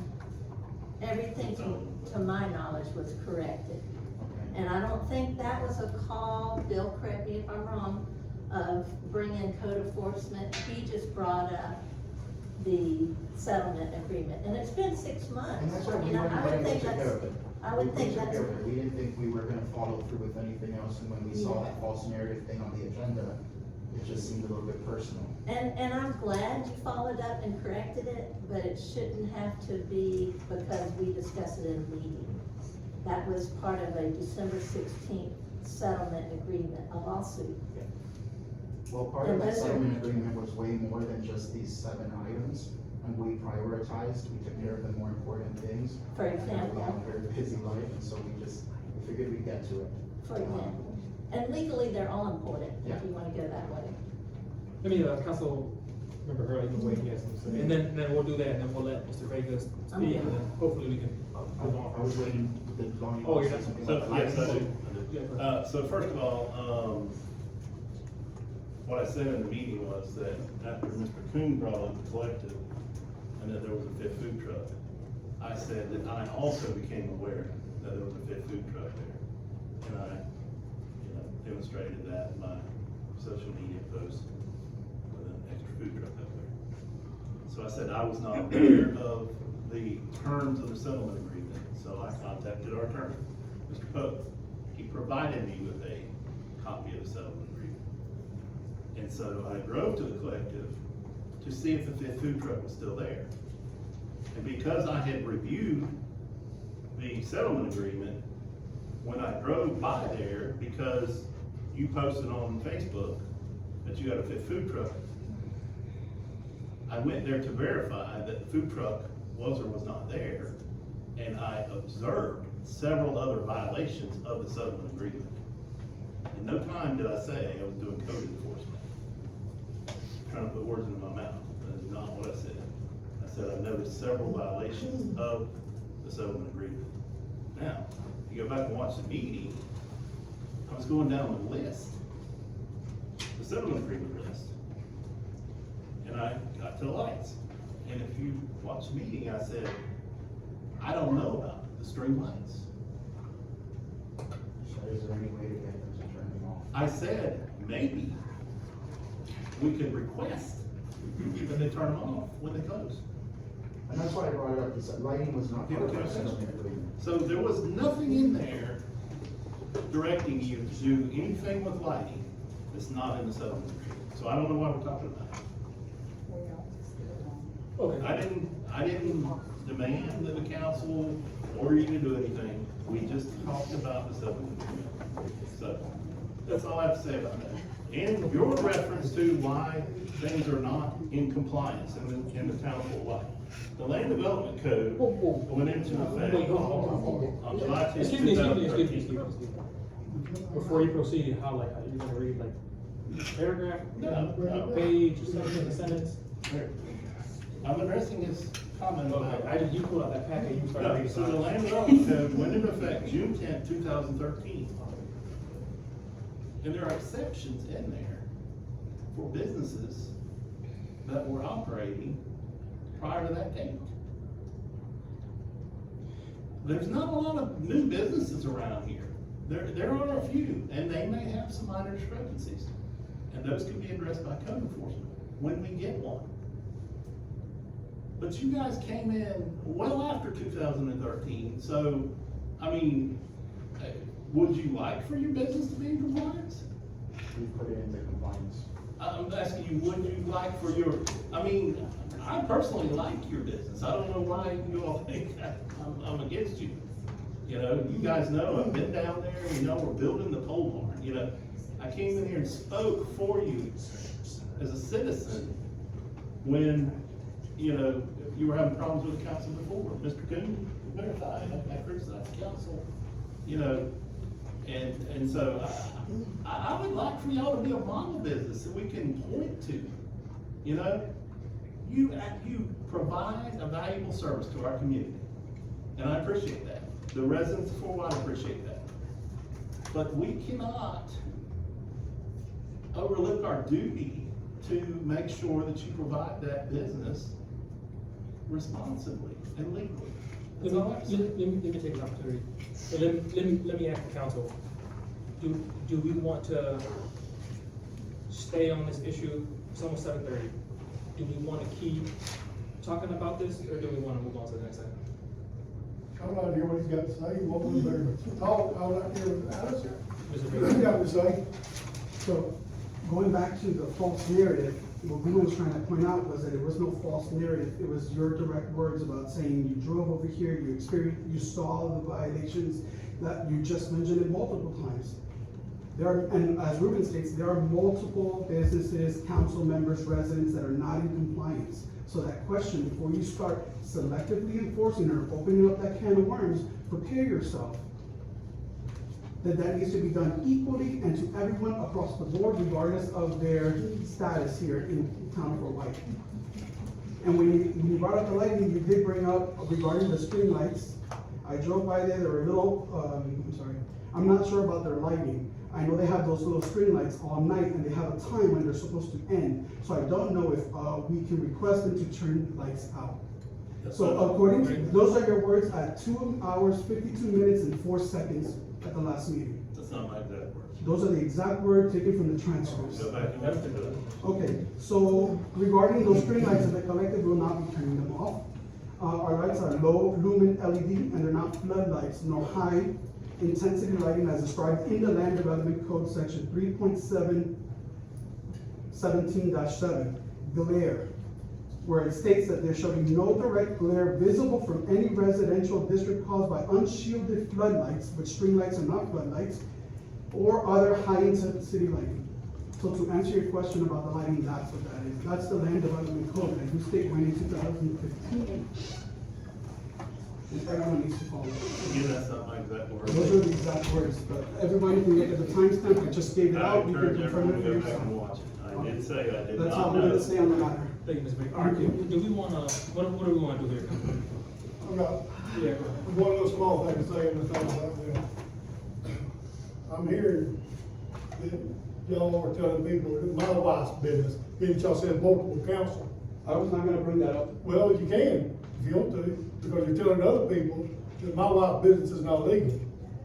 Right here. I've got papers says it is.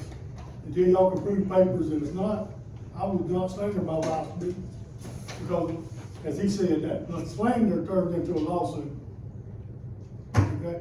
That's all I gotta say. I didn't pick on y'all's business. I brought it up, asked, was y'all in compliance? I've always said here, y'all been in these meetings, I've always been here and fought with y'all. Maybe not word for word, but I've always said that Fort White needs food. Always said, always been behind restaurants and food for Fort White. The people need it. Now, y'all wanna rebut? Yeah, Or you wanna just- I was Excuse me not- though, if he can rebut that, can I rebut him on Yes. behalf Let's of do- my business? Well, let's do, no, we're not gonna get into every single Well, then thing. that's not fair. We're Well, not she gonna did do rebut. that. No, we're not gonna do that. This was specifically, I'm not selecting anything. This was an agenda item. Specifically about Councilmember Harrell, specifically about one Facebook post. We have gone over that. It appears that we're continuing to go over that. And this is exactly why we should not be discussing this at a town council meeting, because if we're gonna talk about Facebook posts, where do we go? Where do we stop? What, hold on. Please, hopefully this is the last time. I was not gonna bring it up. I Ruben brought it wasn't up. on my Facebook post, I'm talking about stuff they're telling other people, hearsay. That's what I brought up. Okay. Yeah, so now. I didn't bring up Facebook. You're bringing up the Land Development Code and whether or not we're in compliance with your Land Development Code. The comment was whether or not your wife's business in an agricultural zone district was allowed. So your Land Development Code says that it's only allowed through a special use permit and site plan. If you do more research, So you'll I- find. okay, so then I can give you. You're not, to start with, you're not code enforcement. I'm not. That's why I didn't want to bring it up at this meeting, but you just brought it up. So I'm just, no, I didn't bring it up. I just sat down. I just said, y'all not slander my wife's business, that's all I asked. And this was not on Time out. Facebook, Excuse it me, was ma'am, through a please. third Ma'am, party ma'am, text. Please. So, this is not about this agenda item. We're all getting carried away. Everybody around here, we're talking about what people said. Can we move on? Yes. Can we move on? Let's move on. Item number 8. It was tabled from the last meeting, I believe. Purchasing policy and procedures resolution. Yes, I think, Councilman Kuhn, you had brought up I think you had originally brought that one up about purchasing policy. What's that? I think you had originally brought up one about the. I had, we're supposed to have a, Purchasing policy. Do we have the actual? I Oh, we don't do. think it's complete. We hashed out the the monies, and then there was the clause Michael was gonna put in there for the emergency expenditure. Michael, did you finish that? For the emergency expenditures and the repairs, the limits on repairs?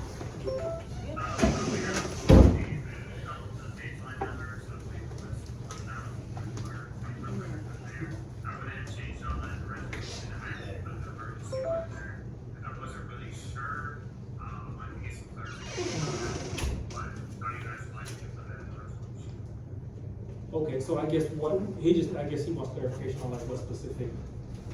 Or I don't know. Right, and I believe in the last meeting, you said that the mayor would have the authority, like, he would contact one other council member. Oh, yes. So if that's the way you guys want me to put it in there, that's what I'll put it in. Yes, okay. Good, okay, and I guess that's not in this one, so we'll. I mean, we've already approved, we've already approved it pending that verbiage, so if he, Right, so if they, I can just sign it, I mean, once he gets it over to Carrie, I can just sign it with that verbiage on there. Do you have the verbiage for the emergency, clause and the repair clause, Michael? I do not, I had to put it in the resolution, yeah, I only changed the amounts that we all agreed on. Air/emergency.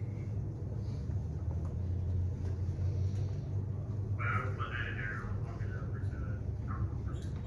I don't know off the top of my head. We'll do So it. I looked at the, state Florida statutes on procurement, and it says, as used in this section, the term emergency means an unexpected turn of events that causes immediate danger to the public health or safety, immediate danger of loss or public or private property, or an interruption in the delivery of an essential governmental service. Does that cover the emergency definition that you? Yeah. Or hazardous too, yeah, we said it was, safety hazard, yes. Right. Good to me. And then we said at the last meeting that emergency repairs or repairs that are previously exempt would just fall under either the normal procurement, or if they exceeded that amount, they would be subject to the emergency clause. I'll put repairs separate than from emergency, and then I'll use that same statute information, you guys all like that, I'll use that for the resolution. Okay, all right. Mike, are you clear about the verbiage for the emergency and the repairs and all that, just to make sure? Yes. Go with, okay. Okay. We, We have how was to, it we worded? tabled Table it it? last time, so we have to. I make a motion that we approve the purchasing policy and procedures resolution R 2021-215 pending the emergency, clause verbiage that is missing. Okay, is there a second? I second. Okay, all in favor say aye. Aye. All opposed say nay. All right, Michael, when you get it to Carrie, then I'll just. Sign that. 9, we're on 9, yes. Update. What was, Councilman Cool, what was it? Oh, okay. Item number 9, update on Fort Worth Water, Mr. Kraus and Mr. Roberts, gentlemen, however you want. Good. Oh, no. Oh, okay, well, thank you. It's kind of, thank you very much.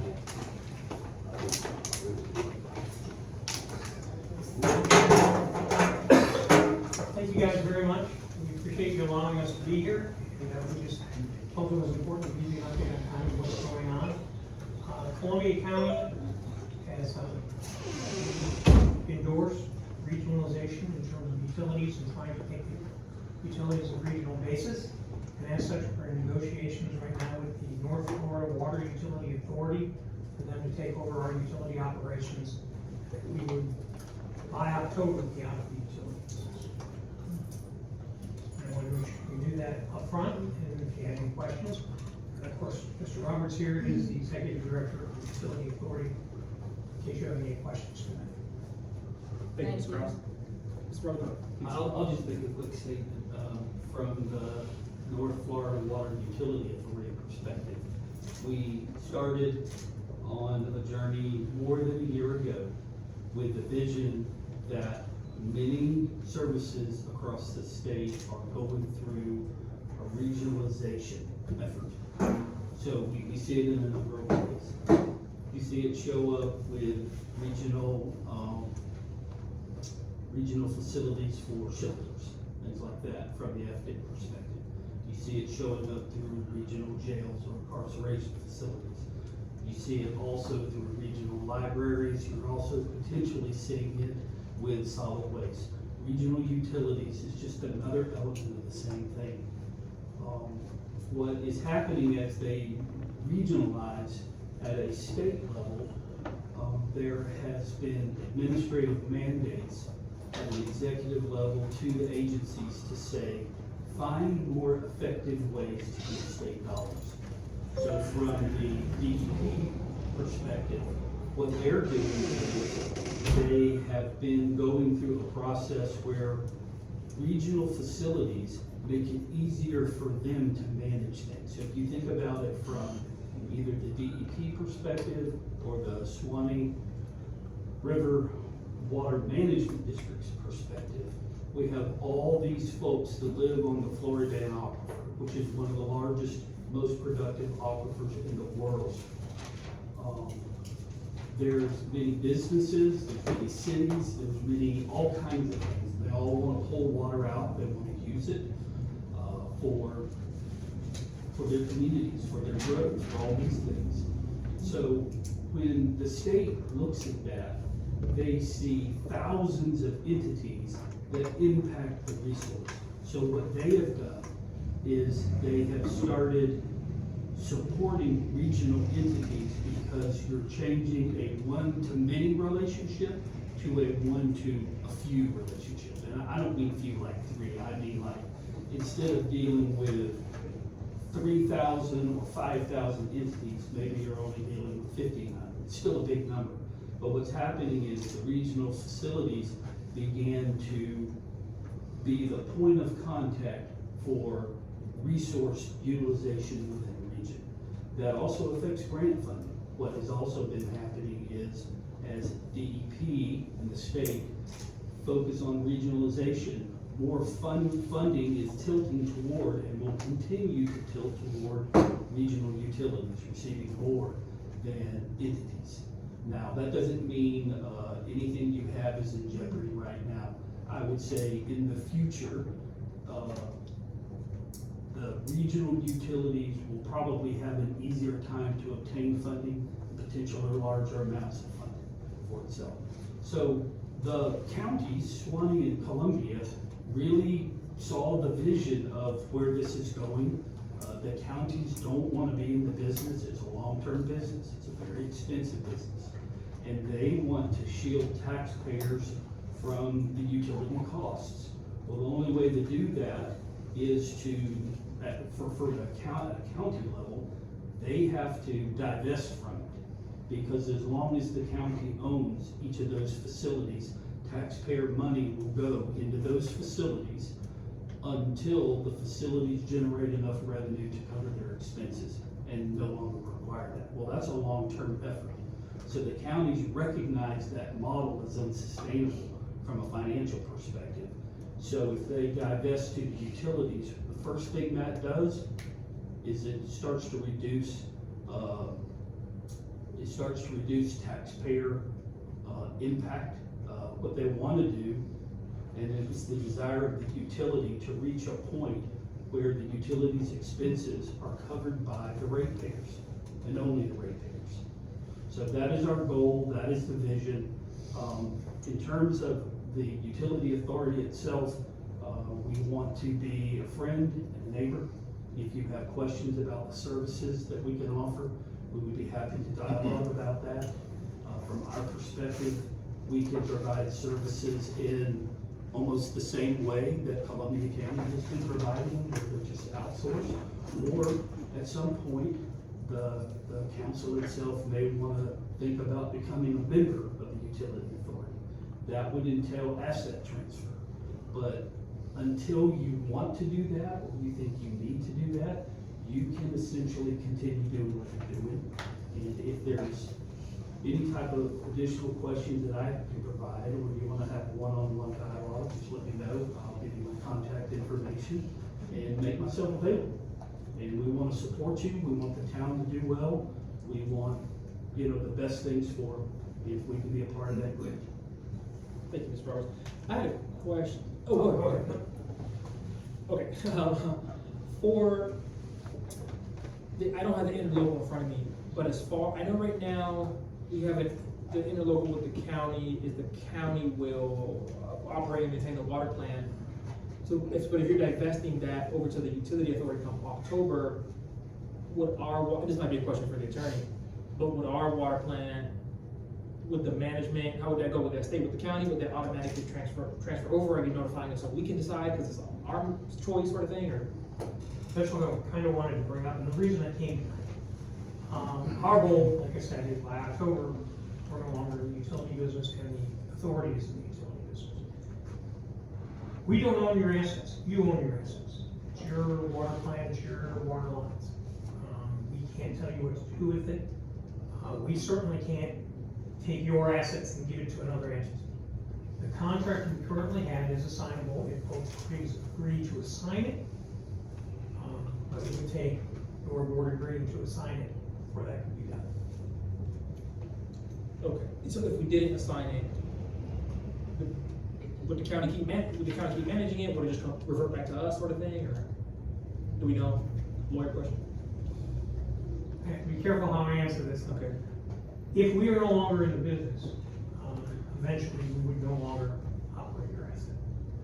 Okay, so at some point it would. So at some point you would have to just have the authority run it, somebody else run it, or run it yourself. But if we are not going to be in business, we would eventually not be able to run your asset. Thank you. Question, comments? Yeah, go ahead. So is there currently an end date on that agreement, or is it open-ended? It's an open-ended agreement, it renews automatically every year. There's a termination provision of on 12-month notice. I'm talking to our attorney, obviously both parties agree to a shorter term, it could be a shorter term. Like I said, the town could agree to an assignment, and then later to have those discussions with the authority. Again, I'm not an attorney, I don't wanna pretend to be, you might wanna direct those questions to your attorney. And so you said it is transferable, as in they can take it over and provide the same services at the same rates, no changes. So, our agreement has written, there's a provision, I think it's item number 11, that says it's assignable. What that means is we would take our responsibilities and assign it to the authority. And they would be operating, again, I'm not an attorney, I don't want to speak for your attorney, but it specifically says on both parties' mutual agreement. So that would be a town hall. The county has every intention of getting out of the business. Correct. So the question for Mr. Roberts, do you know if we went ahead and agreed to assign that, would everything remain the same? The rate, would anything change if we To said? my knowledge right now, no, but if you would want to make a change or potentially suggest that, we would be open to dialogue about it. Thank you. I have a question. Yes, Has ma'am. the utility authority explored the water issue itself as it stands now? Because we're waiting on Ellisville water now for quite some time. So if we were to go with the utility authority, what is our prospect on the water transfer? If you can answer that. Or have you all explored that? We haven't yet, because right now, technically, they're not my assets, so I don't provide the operational guidance and direction day to day. But Mr. Kraus and I, we are in contact about issues, projects, grants, activities that go forward. And based on the dialogue that I've heard today in the meeting, I would like to get more information, and I'm sure we'll have some time to dialogue about the timing of the question regarding the water through the Ellisville piping and things like that. I'd like to know more. Go ahead, Mr. Ross. So for the sake of clarity, Robert did contact me during this meeting and sent me a text message. The water line has been done and ready to go, but there was a glitch with one of the valves. He has ordered the replacement part. He is saying within 14 exact quote. Waiting on twofold to get the tap settled to enlarge the hole in the pipe to allow the switch to have room to work. Was 10 to 14 days out when ordered, but he's praying that sometime next week it will all be done. So basically what he was saying is everything was done, but the switch that measured your chemicals would turn on, but it would never turn off, which means you'd feel chlorinated. So they're trying to find a fix for that, and it was the engineers, running the contractors running the engineers. Long story, I don't need to get into the details. He came up with a solution that he believes will work, which is the bigger tap saddle. And it should be done within the next week. Okay. Sounds like, for us, as a council, we have to decide what we wanna do. By October, yeah. Before October. Well, I was gonna say, so we have, I don't know, well, I was gonna announce it, but, so if we do the workshop July 31st, we'll go over some of the information there, our current water situation, costs, revenues, what we look like. So I mean, I would think by August, we could at least decide what our long-term plan was gonna be, so we could maybe put that on an August agenda, or have a special meeting in August, but that's just thoughts for us. For water, we gotta decide something, we gotta fix something. You got a question, Stu? Go ahead.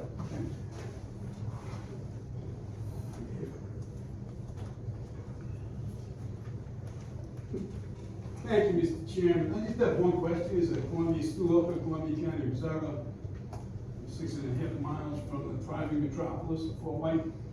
I have one question about this plan that nobody seems to have answered. Right now, it was supposed to be a while ago, Fort White is not receiving water from the county through Ellisville. The town spent a lot of money checking its wells, the quality of its water.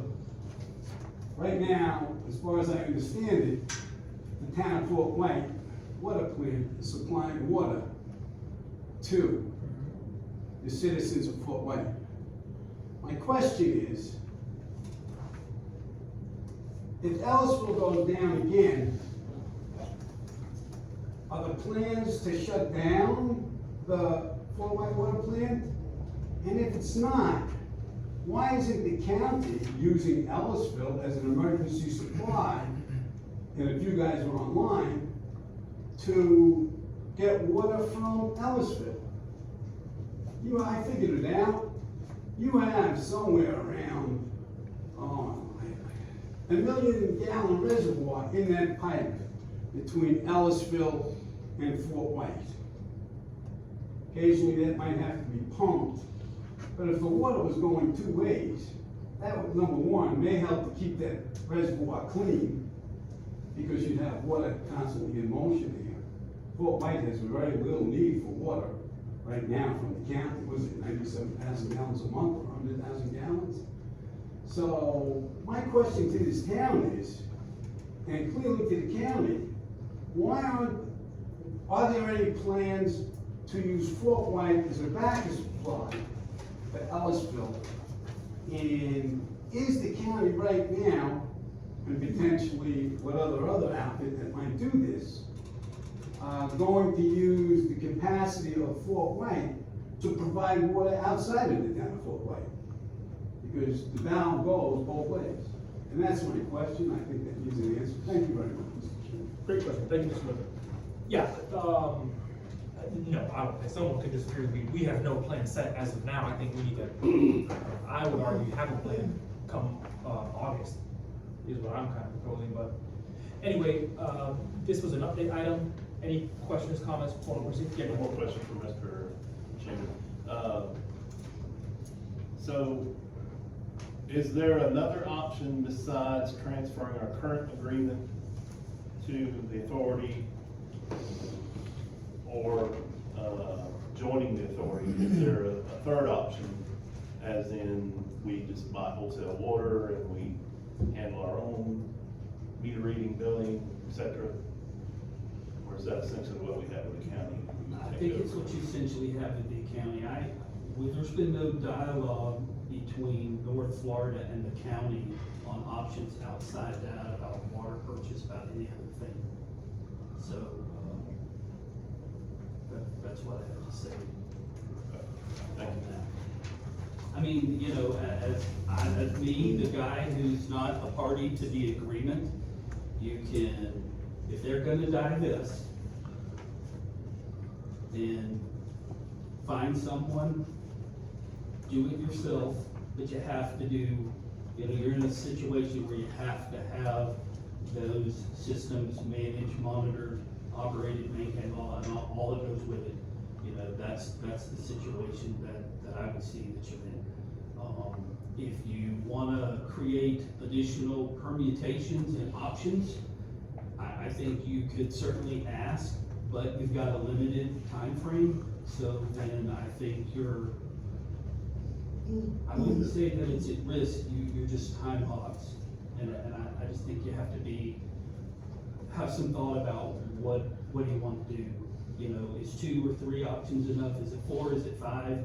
You know, I don't know. That's for the council to decide. Okay. And I feel like I'm hedging a little bit, and that's because I'm not party to the agreement. What I don't want to do is I don't want to provide feedback where it's not my place to do. You know, if you want to think about directly utility things that I'm doing and what the utility wants to do or something else, we can certainly have that conversation, you know, outside of this. You know, this item is about something else, but, you know, I'd be open to it. Okay. You know. Thank you. Sure, thank you, Mr. Roberts. Mr. Kraus, yeah, one more thing. Realistically, you can negotiate a separate agreement with the utility authority. Just sit down and start meeting with Mr. Roberts and negotiate different terms. You always have that option, to negotiate with your partners. I mean, it's up to us. It's up to us, so whatever. So, if I'm understood you right, you're saying the water should be on way before this goes into effect from Ellisville. That is what Robert texted today, yes, just during this meeting. Said he's hoping it'll be next week. I do apologize that it took this long. Thank you, Mr. Kraus. Mr. Roberts, thank you. Very well. Appreciate it. Thank you guys very much. We appreciate you here. Thank you, Mr. Kraus. Thank you for coming. Thank you. Okay, item 10, town attorney Michael Pope, resignation. I think we're gonna have the letter, but Mr. Pope, you wanna go ahead? I mean, yeah, basically, you're living the dream life right now, so. What it sounds like to me.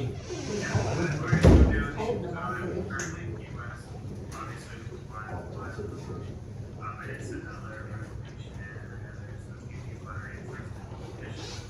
I don't know if you guys have the advertised or how you address that. I know in my contract, I do have to get 60 days notice, so I have about 30. Obviously, there's a way that so I'm going to counsel this person. Thank you. How you like it in Key West? Yeah. Couldn't quite hear you. If we find somebody before that's fine with you? Before the 60 days? Okay, okay, okay. And then, well, let me open up questions, comments, but I'll consider these two right there. So, I have a question for Mr. Pope. Mr. Pope, I understand you're living in Key West now. I understand you're willing to fulfill the rest of your contract, but is it a kind of a hardship to you for the remainder of that contract? Yes, in a way, it is, I do have less time to give you guys, I don't want you guys to have the unlimited benefit of that, so if you can find somebody who's okay, you know, dedicated for time. Now that I'm down here doing video Key West full time, I don't have quite as much time to work on stuff during, you know, the hours. So the resolution thing that finishing up and just develop weekends. So I can do the rest of the contract if you require me to, but if you find somebody else, I'm more than happy to hand it forward to somebody else. Obviously, I'll miss you guys. If I didn't take this job, I would definitely be hanging on. Well, you won't miss us that much in Key West. I wouldn't miss us that much. No, thank you, Michael. Yeah, so we have before us two resumes, Mr. Bullard and Mrs. Rickerson. Yep, did I say that right? And I know Mrs. Rickerson is available. Mr. Bullard is available, obviously. I think he applied last time as well. I was gonna give each of y'all a couple minutes if you want to just come up, introduce yourselves, and anything you want to say at all. I feel you don't have to, but I'm just offering it. I can just tell you a little bit. Thank you all for talking to me individually before the meeting, and thank you all. It's nice to see you here. My name is Rick Bullard. I started practicing law in 1999. I grew up in White Springs, Florida. My law office is in Live Oak. It's been there since 2002. I've been representing governmental entities since I started working at a firm in Lake City called Brandon Brown. Their office in Bullock that no longer exists. There we had the water management was one of our clients, so I got exposure that way. When I opened the law office in Live Oak with Rod Bowden, my former law partner who passed away, I began representing governmental entities then with the City of Live Oak Housing Authority and Hamilton County Development Authority, which is a special district doing economic development. I've represented municipalities. Currently, my municipal clients are Lee, Branford, and Jasper. I've been representing all of them for several years now. I know you talk about code enforcement. One of the things that I was able to do at all three of those locations was to implement code enforcement there because they either had never had it or they had it before it lapsed. And it is a good thing for you to do to gain, to make sure that people just don't do whatever they want to. There should be some regulation because that will help your town be better and thrive. And I've been where you are sitting similarly in the town of White Springs. I served on the town council there for 6 years. I was the mayor of the town for 3 years. I went through the Florida League of Cities training on municipal elected officials. I encourage everybody to do that. You all talked about here, you have an issue with I was the county attorney over in Dixie County for several years. They were in a regional landfill situation that you all are talking about with your water. I've also represented Swanee Water, so I have some familiarity with how those type of things work, like the gentleman was just speaking of. I also served as the attorney for Swanee Water and Sewer District, which is strictly a water and sewer, what's called dependent special district, under Florida statutes, meaning that it's in a county, it serves a non-incorporated area and performs a specific government function. All of my municipal clients have had water and sewer systems. Some of them have had issues with DEP. Some of them have explored, without calling out any names, and some of these are past clients too, have explored the privatization of their systems. So I'm familiar with that as well. Nobody mentioned that, but one of the things you can do is continue to operate your system. You can get involved in a collective effort that the gentleman was just talking about. You also have to privatize or outsource that. Those are figures you have to look at. You may not like the concept, or you may like the concept, but your public deserves to, have the numbers to be able to make the most informed decisions. Because the people you ultimately serve are the people paying for the service.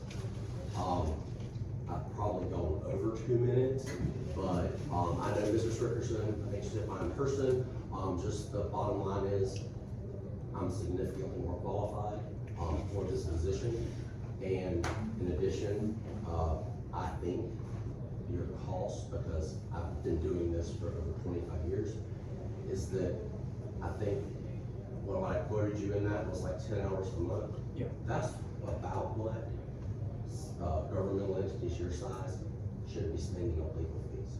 You shouldn't be spending, now you may have months where you have more when you're paying by the hour, but you should be somewhere in that range if you compare the size of your town and the issues towns that size face.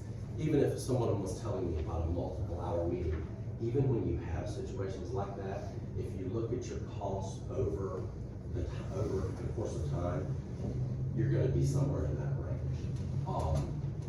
I think that is maybe a little less than what you have been paying for. And we can, if you hire me, you'll see the bills. You'll see every person I called, every correspondence I took, every correspondence I had to make. you'll see all of that in detail. So you can ask me about it. I'm always accessible.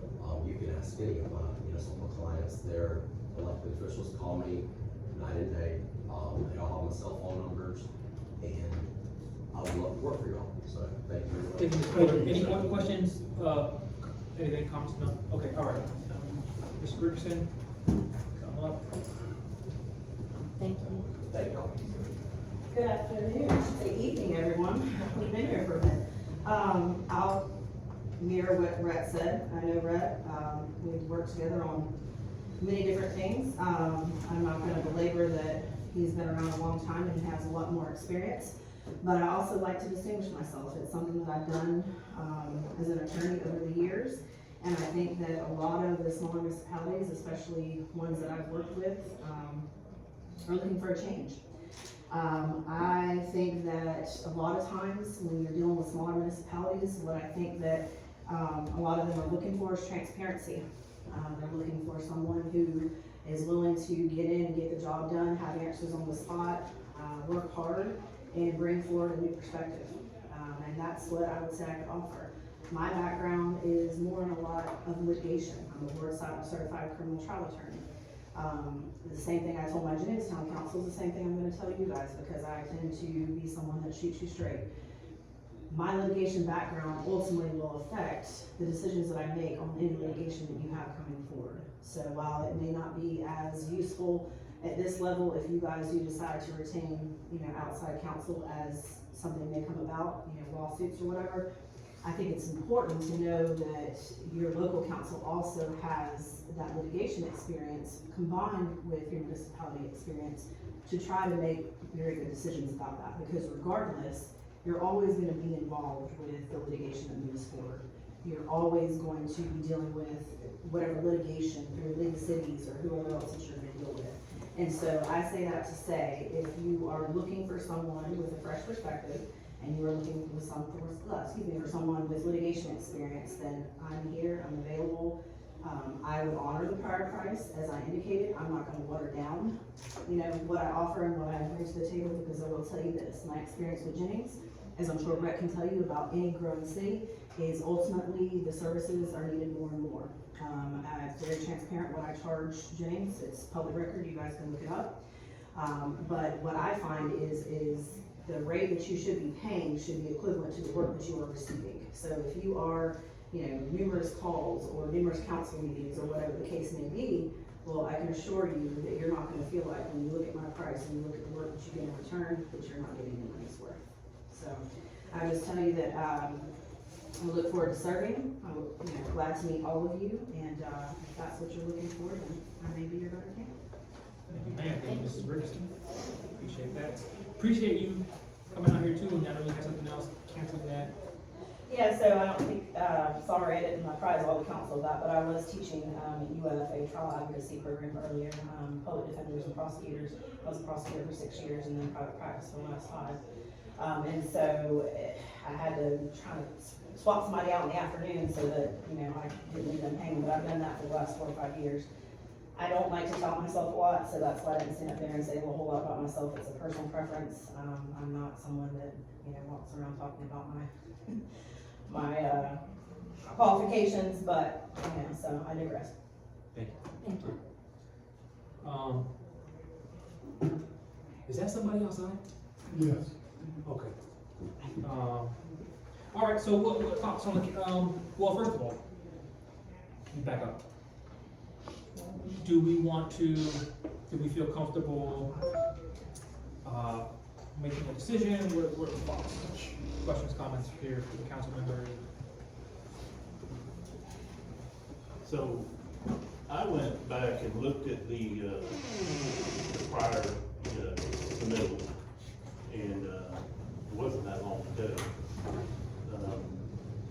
And I think we just had a couple other submittals back then, and Mr. Bullard was in there also.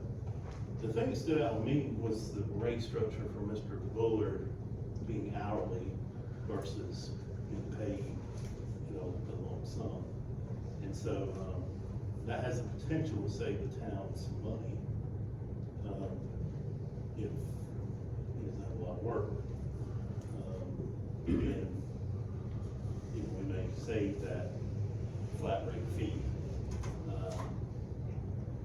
And the estimate that he just gave of 10 hours, you know, we put it at $1,750 a month versus about $2,500, I think is what we're paying now, so that's attractive to me. I'm open to, you know, council consider taking action today, other council members are. Can we, without advertising? As far as our purchasing policy is concerned, I think there's, I think there's a provision for legal services so that we could, per our purchasing policy. Let me actually double check. Yeah, it says services of a professional nature. It gives examples like engineering services, legal and accounting services. Yeah, so yeah.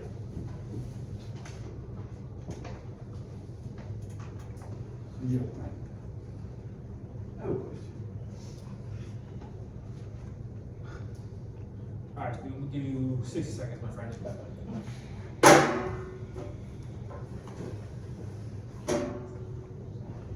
When I looked at the agenda packet, I didn't see any of these resumes. I looked at the website, I didn't see any advertisements for lawyers. I mean, you obviously have two qualified people here. You can't, be stupid and graduate from law school anymore. You used to be able to hear up, get somebody to take your test, but you can't do that anymore either because they fingerprint you when you start to take the test. That's attorneys for you. But this is not fair to either candidate or the public. The backup material, the public has a right to know what's going on here tonight. Just like with the food place, sorry, I can't think of the name, and everything else that goes on here. It's just wrong not to advertise and get as many people as you can to advertise for the position. That's what we do in America. This is like some sort of backroom deal here, where the city council, the town council gets to look at it for 5 minutes, the public never gets to see some resumes, never sees an advertisement for an attorney, and that's not a good look for the town. Thank you very much. Thank you, Mr. Lewis. Yeah, again, that was along the lines of your initial comment. Mr. Pope. In fairness, if Oh, you yeah, go ahead. research that question, you'll find that you have the right to go back. I did submit a resume to the town, as did multiple attorneys under the last bidding process that they went through, which was advertised to the public, and that was about 60 days ago.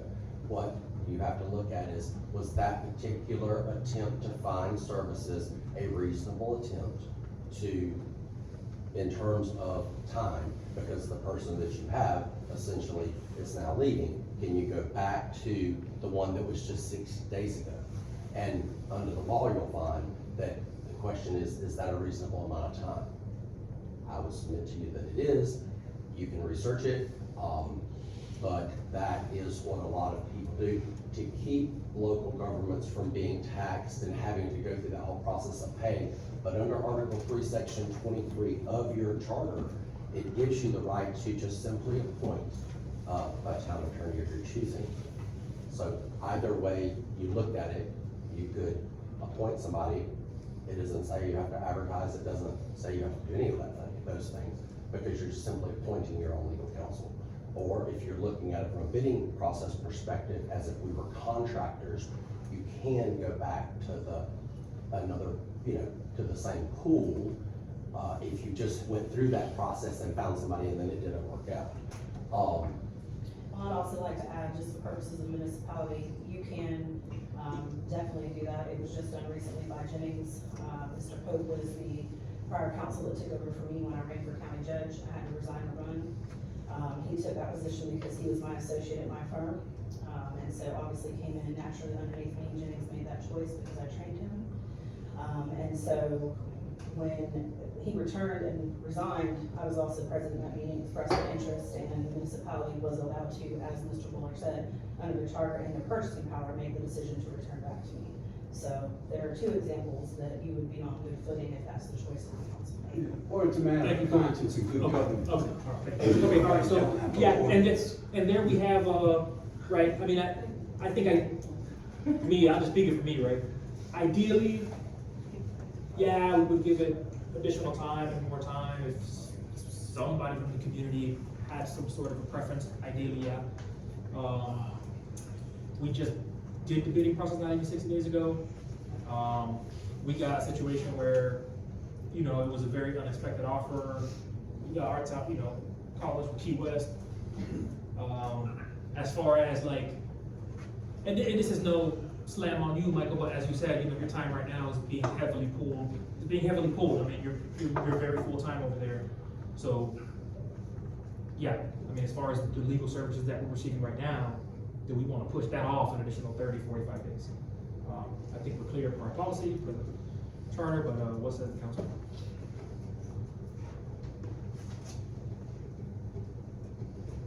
I'm okay with proceeding tonight.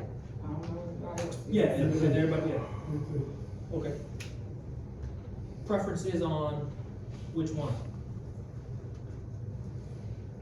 As I stated, I kind of like Mr. Bullard, the billing model. Yeah, yeah, I tend to agree, and the thing that really drew me was, I like the litigation experience that Mrs. Rickerson had, but I like that, Mr. Bullard spoke about, things that we got up and coming, like Fast and Furious, utilities, and code enforcement. I only vote for a tiebreaker, but that's one of my thoughts. I think we'd be well served either way, to be honest, here in both of speak. I make a motion that we proceed with the selection of Mr. Rhett Bullard as our town attorney. Second. Okay, all fair side? Aye. All opposed say nay? Okay, Mr. Oh, wait, what, day? Mr. Pope, what do you think, When's our special meeting? turnover, July 31st, July 31st? Well, Mr. That's your Bullard, workshop, or is that a special meeting? Because you had mentioned workshop in July 31st earlier. So I think we'll do the work, because it should only be one agenda item on the special meeting, we'll pick up, and then right after jump into the workshop. Is it at 6 p.m.? Yes. Yes. Yeah, I'll I be think here. so. I Yeah, can be there for that. okay.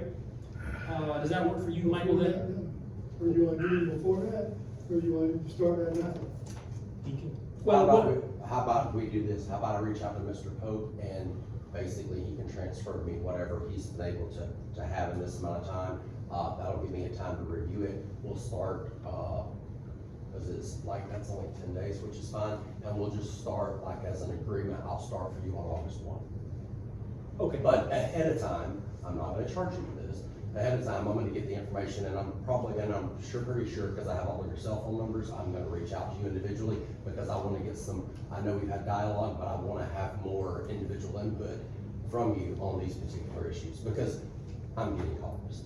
Okay, and then just in case, but just so that to be clear, for the July 31st, you'll be at the meeting or we'll have Michael covered? I can be there. Okay. Yes, sir. Okay. And so, That sound good, Michael? That sounds perfect, and I appreciate you guys letting me know it down to 60 days. Yeah. We appreciate your service, no matter how short it was. Yes, yes. That sounds Thank you, like Michael. a surfer answer. Yeah. Yeah, as he sits on the beach. Go, I know. so also that would eliminate the need to prorate, Michael's July stipend, and then we would just start August 1 with Mr. Bullard and go down. Thank you, Michael. Yep, thank you guys. Thank you. Okay. Don't jump off the call No, it's not here, it's not here. though. All right, item 11, we got the balance sheet, and the profit and loss update. I think everybody had a chance to look through that.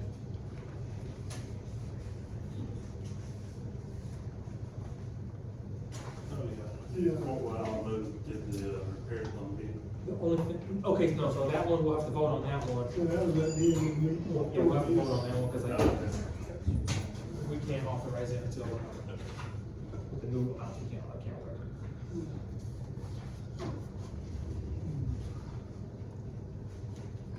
Everybody ready? I got a question, Kerry. So with the copier lease on the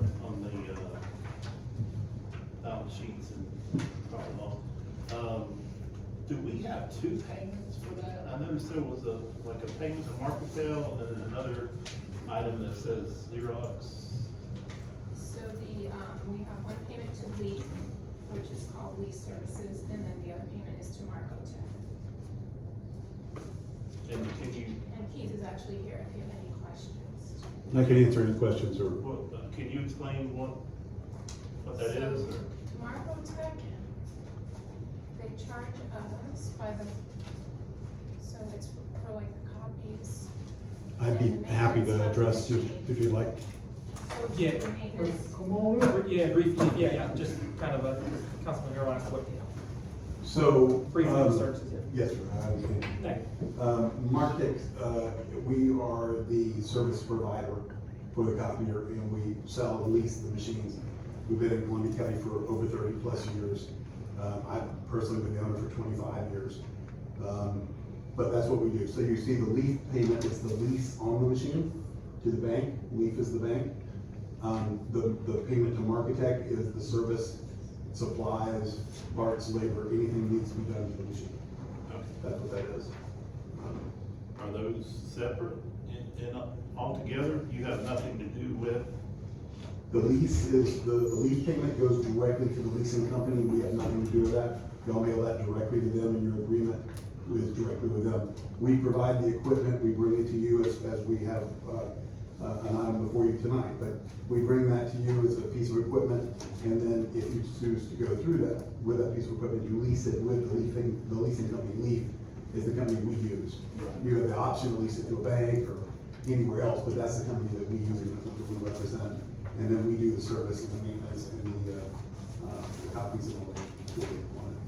So is that lease,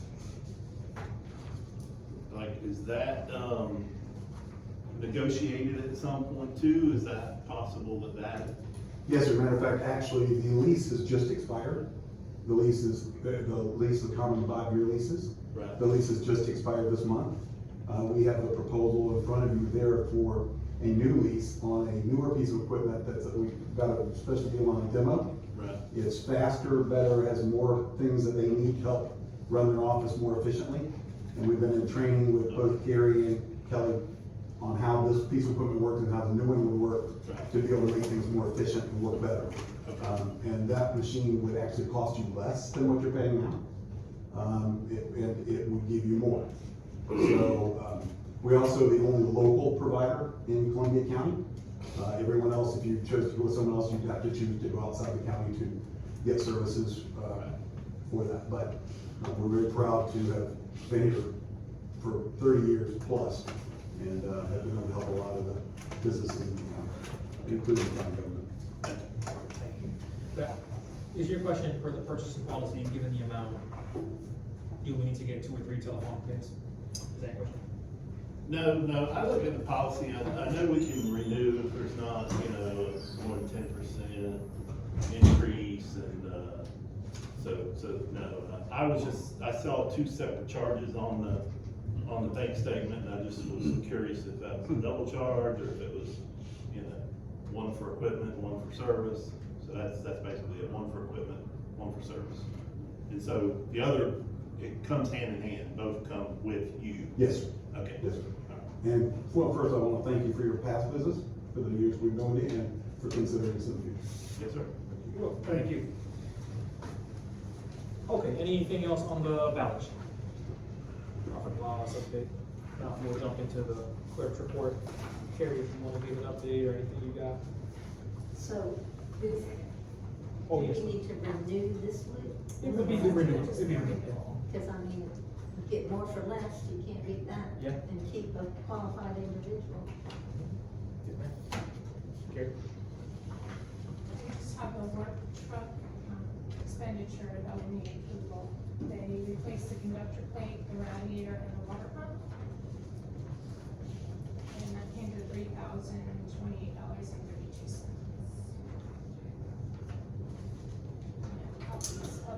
Oh, yeah.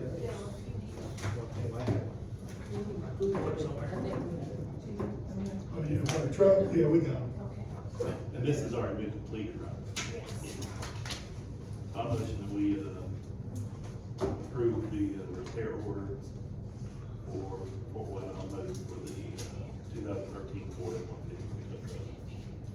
$3,028.32. All right, all in favor of approving that payment to act? All opposed, say nay. We can mark that off, further down, and it's on there further down. Yes, we can, added because it. she put it. Okay, Yeah. make sure I have the same thing. Yeah, you know, we were 16, so we can just, okay. Clerk report, anything else? Did you want me to read off? No, what we have on there? no. Just a couple, I know you're gonna go through, you're working on Just the any audit, update, you're working if you have any updates. Okay, well, my turn, okay, mayor's report, main thing is for the, sewage, but really, well, yeah, we start with the wastewater treatment plant. So, we put the RFP out, we're waiting to receive bids. We will select, hopefully, the vendor or vendors, who will do the construction for the wastewater treatment plant. That's that special meeting that I had mentioned before on the 31st, July 31st. And there we'll pick, whoever submits. I would like to propose that right after, hopefully that will be short, we just pick, and, I think North Florida will be there, and they'll just recommend their, like who they recommend based on the tabulation, really based on the price, as long as they can actually complete the service. And then right after that, we can do the workshop for the wastewater treatment plant and the water plant and go over the costs and revenues. I've been working with North Florida, I know there's been a lot of talk about the cost, what it costs, can we manage it, can we afford it, can we not? So we would go over that there at that point in time. And it would be mainly, I think the presentation will come mainly from someone from North Florida, but then obviously we would assist or talk. But, So I added wastewater treatment plant to the agenda, but you were doing a report on that. Do you want to combine those? yeah, So, I've spoken to Angela Connect with DEP a couple times today, most recently, and she is the director of the Division of Wastewater Restoration Assistance. And today, she recommended that we get a feasibility study before proceeding with the award on the construction of the wastewater treatment plant, because things have changed. And that was, noticed by her in discussions with me, questions she's asked. The original feasibility study was done years ago, and the proposal was to do a regional wastewater treatment plant at a different spot. Now we're building a own wastewater treatment plant, at the current spot. This, according to conversations I've had with Brian Roche, that spot is not big enough to expand it to be a regional wastewater treatment plant. So, and there's even question about whether or not it can even be expanded to handle the entire town for White. And that would be your district, Ms. Mary. So, yeah. well, the phases that are supposed to start now are the areas labeled 1 and 2. And then, the grant that just got approved this year would be the third area, but none of those areas are your district. So those are not even scheduled yet. And so what could happen is, and something like a map or something that Brian Roche provided me points to your area and it says new wastewater treatment plant needed. So when I talked to her about that, she said, that makes no sense. Why a town your size would have 2 wastewater treatment plants? She said, basically, the only reason y'all got that money is because y'all were supposed to be a regional wastewater treatment plant. And so she's confused, honestly. She told me today, I recommend that you all get a feasibility study, and in that feasibility study, it will tell you what the rates should be now, that it's not a regional. and you all won't be taking in Three Rivers and Itchtucky and that sort of thing. So, that's, and I said, can I quote you to the council? And she said, yes, you can.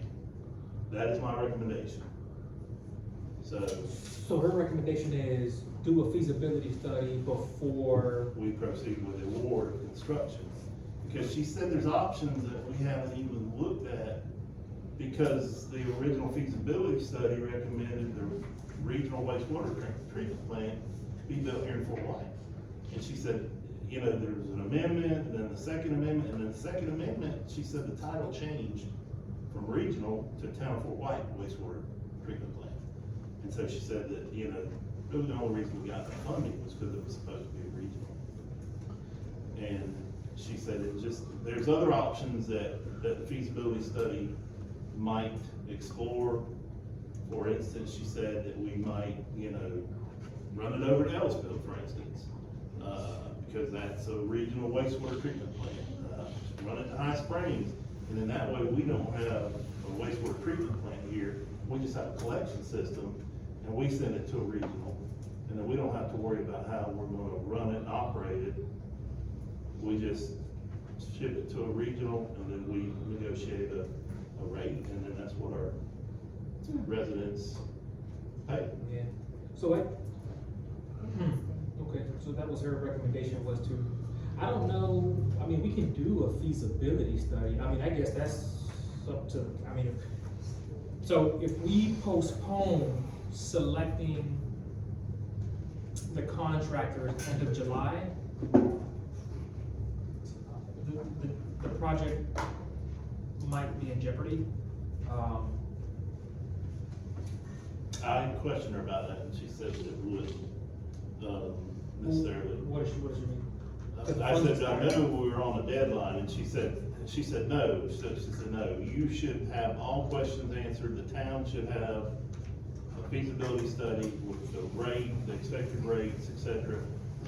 Because I talked to her about all of this, questioning about the $30 rate for 2023 versus, Brian Roche saying approximately 100, it could be 60 or 160. And she said, your feasibility study will tell you all that. And she said that there probably isn't a facilities plan for what we're doing now, because the facilities plan was done for the regional. She was driving to Chattanooga, Tennessee today, and she got her laptop out and was looking at this stuff and looking at those grants.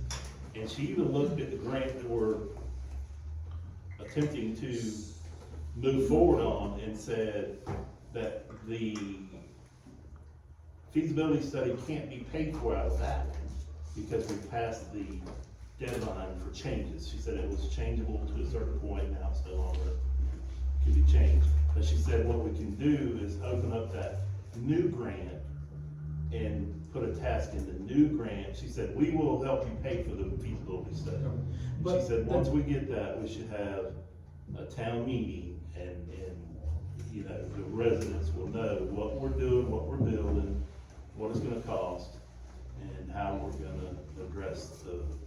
Yeah, so the meeting, we'll have a meeting the 31st.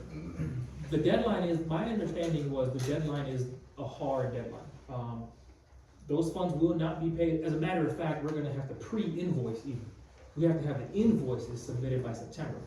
But realistically, the work may go on till November, December. And that's right now making a decision end of July. So if we post, I mean, yeah, I will actually, but what I'm saying is, if we're gonna make a decision, well, we're gonna have a special meeting anyway, so I guess there we can decide if we wanna move forward or not, but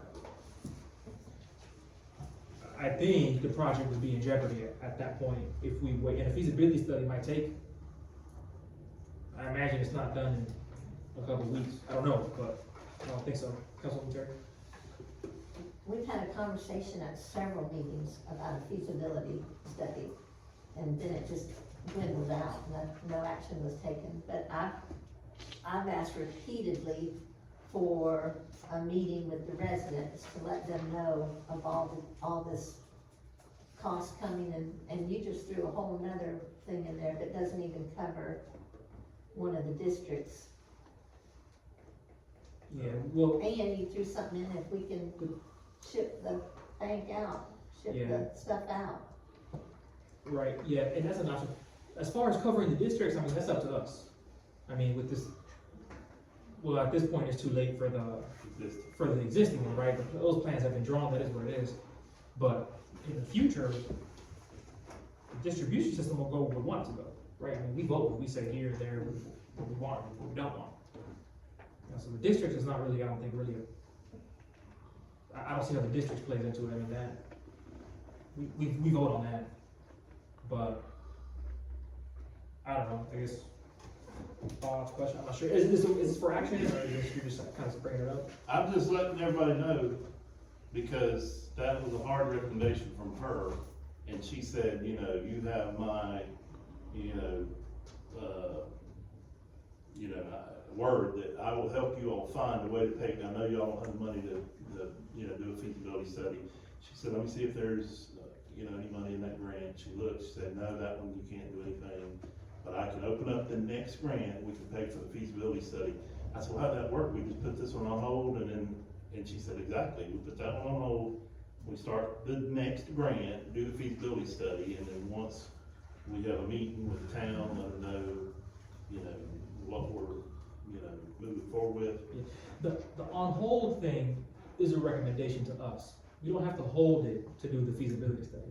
The feasibility study, from my understanding, is that what that's gonna be, would be to help us determine what rates we wanna charge. But we'll go over it July 31st. There's relatively standard rates throughout the state of Florida. And that might be what you're referring to. Brian Rose was saying a range, but we'll go over what probably will be a relatively moderate range for the residents here in town Fort White. If we charge that, plus or minus 10 or 15 bucks, where that would put us. So that'll give us a good picture of where we'll be. That's the whole point of doing it on the 31st. That'll give us a good picture of where we'll be with the 100 connections. Yeah, I mean. And that, you bring up 100 connections, that's one of the things she mentioned. She said there is no way possible that you can support the maintenance operation of that sewage plant with 100 customers. And I said, well, that's how many we're gonna have, initially, 133 parcels, somewhere between 100 and 133 hookups, customers initially. And then, we're gonna go into the next phase, which is gonna be construction of that next train, and then an addition of 120. And she said, I don't even see how you can charge a reasonable rate with 230 customers. Yeah, she's right in that, again, now we're jumping into the next meeting, but she's correct in that with 100 hookups, you can't impose such an unreasonable burden on those 100 hookups to pay for the sewage plant, of course, but I don't think that was ever really a question. And this is what will come out on the 31st, is there are sizable revenues with Fort White's water plant. People can check like the county budget or the North Florida Water Utility Authority. I know you guys did a budget too. And just see that with their own eyes. That would offset, according to the numbers we'll see, and then some, the cost. But yeah, I know, like, we're not gonna open a sewage plant and make 100 people who are hooked up. That's not, but then again, I don't think that was ever really even an option. I mean, that would be exorbitant. Well, I talked to Jamie, with Florida Rural Water Association. He said, when you do a rate study, that's how it's structured. How much of operation and maintenance of that plant is gonna cost, how much you need for your capital improvement plan to put in the bank, and how many customers you have. And he said it's basically add those things up and then divide it by the number of customers you have. And he gave me Brantford's, and they were operating in the hole, and so they did a rate study to determine how much Brantford had to charge for water and sewer to cover the operation and maintenance of those utilities. Correct. Now, that's a different question. What we need to charge for the sewage and the water to cover the cost of the sewage and the water is a different question than what we need to charge the 100 parcels that are hooked up to the sewage to cover the entire cost of the sewage. I agree, but those are two different questions. Anyway, look, this was an update. I don't, okay, we can't, because the numbers aren't in front of us. Believe me, but I'm they'll be gonna here. encourage each council member to call Ms. Connect, right here, and her number is on this next page here. Okay, her name is Angela. Okay. She, that's DEP, or no, that's, yeah, DEP. Okay. But, don't forget, it's on the. No, that's okay. I, She's right. Thank you. I got it.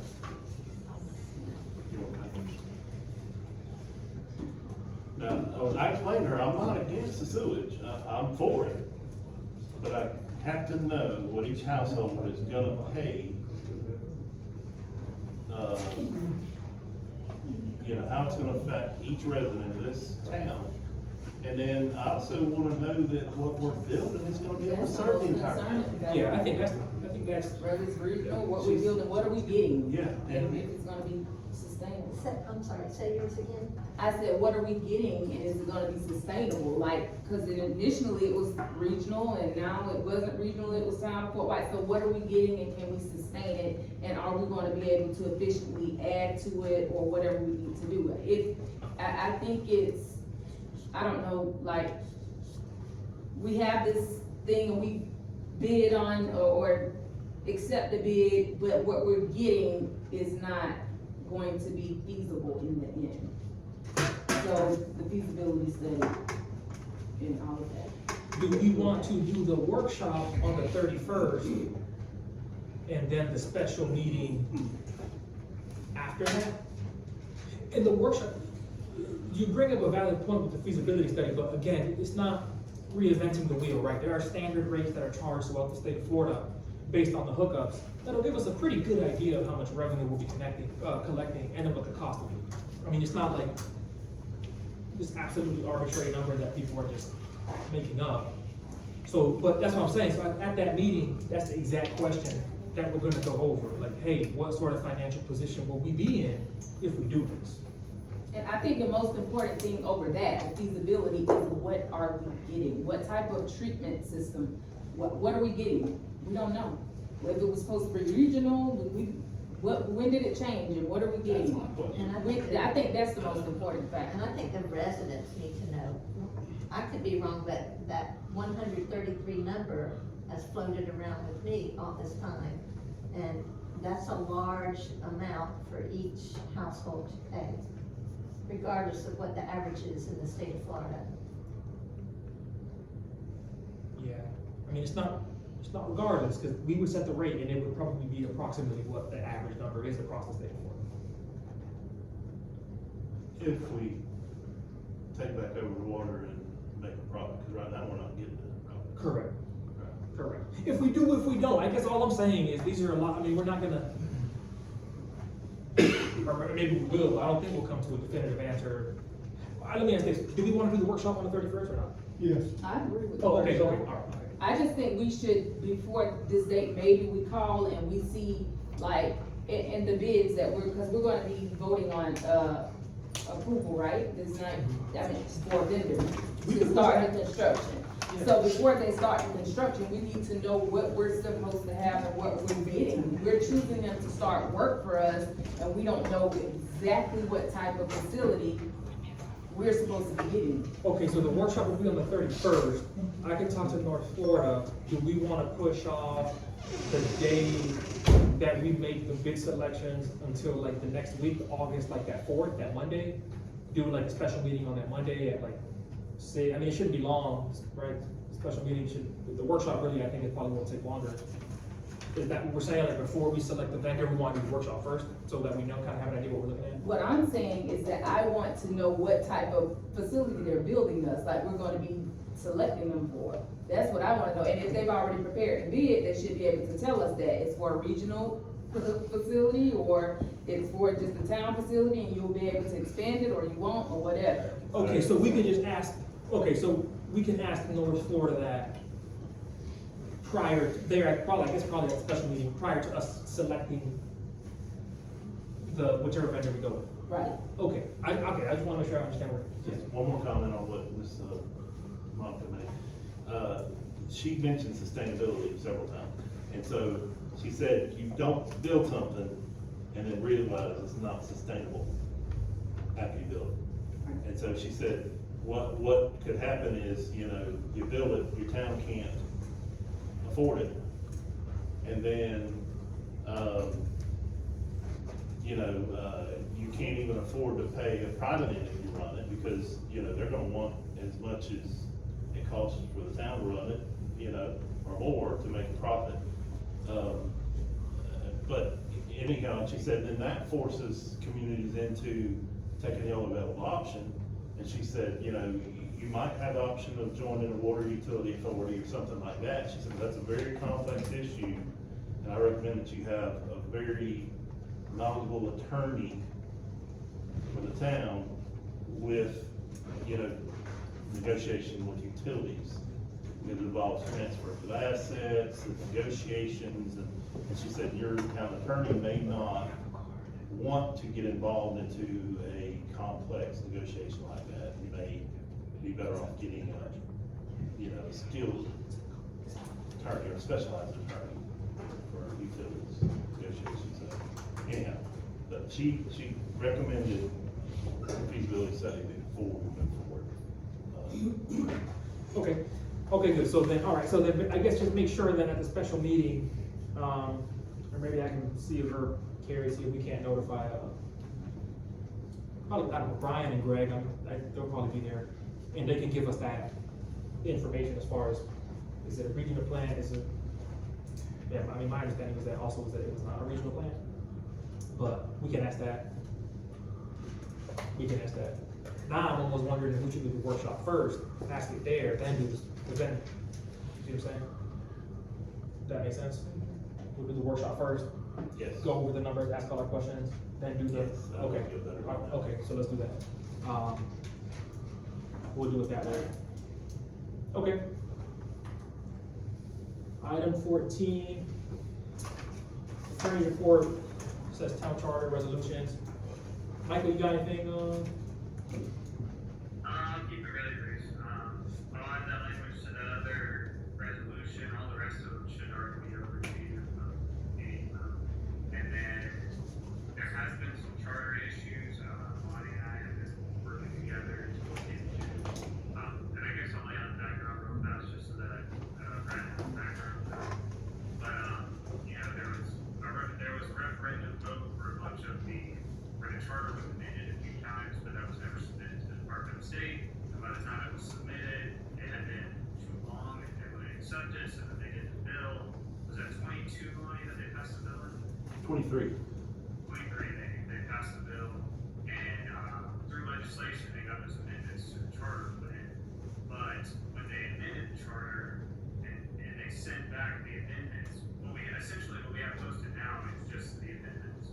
So we need to go take those amendments, put them into the original charter. That's why it's missing all the numbers on the website, missing certain sections of the charter, it's because it's not the full charter, it's just the amended additions to the charter. That had to go through legislation because they weren't through the Department of State. So I can take the original charter and I can put those amendments into it and remove the sections that had been amended, and then we can post them back up on the website and have the whole charter again. But actually, I called the Attorney General's office. I didn't get an official opinion on that. She said not to put her on the record, but that's needs to be the most efficient way to go. so, okay, so what's posted are the amendments, we have to verify that with compare them to the prior version.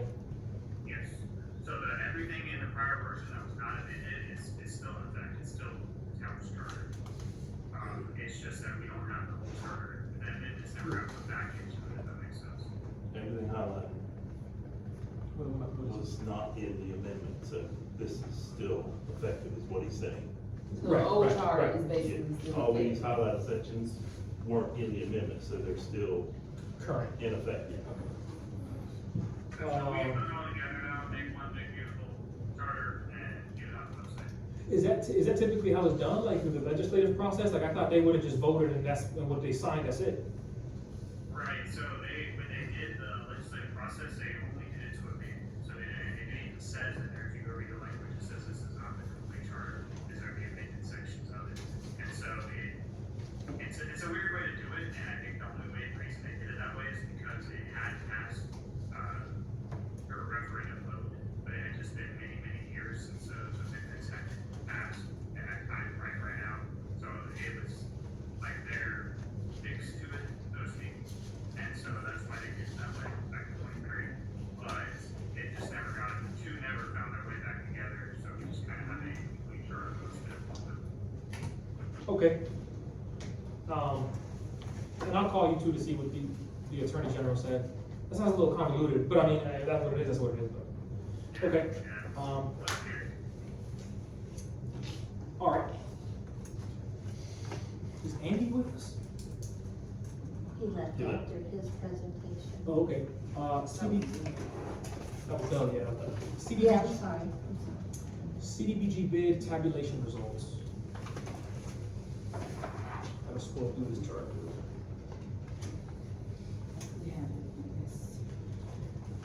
I think was there only one? There's two, Oh, there. from Florida Homes Incorporated and Certified Roofing and Construction. I forget which one was the lower one. The Florida Homes Incorporated was, 159, Oh, okay. Yeah, okay. And Carrie, do you remember, which one was the one that Andy recommended? It wasn't They have it on here. the Florida cheaper one? Homes.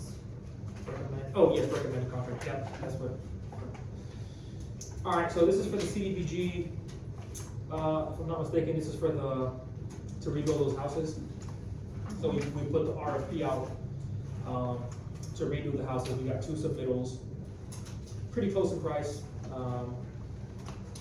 about $30,000 off. Anyway, the cheaper one is Florida Homes Incorporated, that's the recommended contractor from our grant administrator.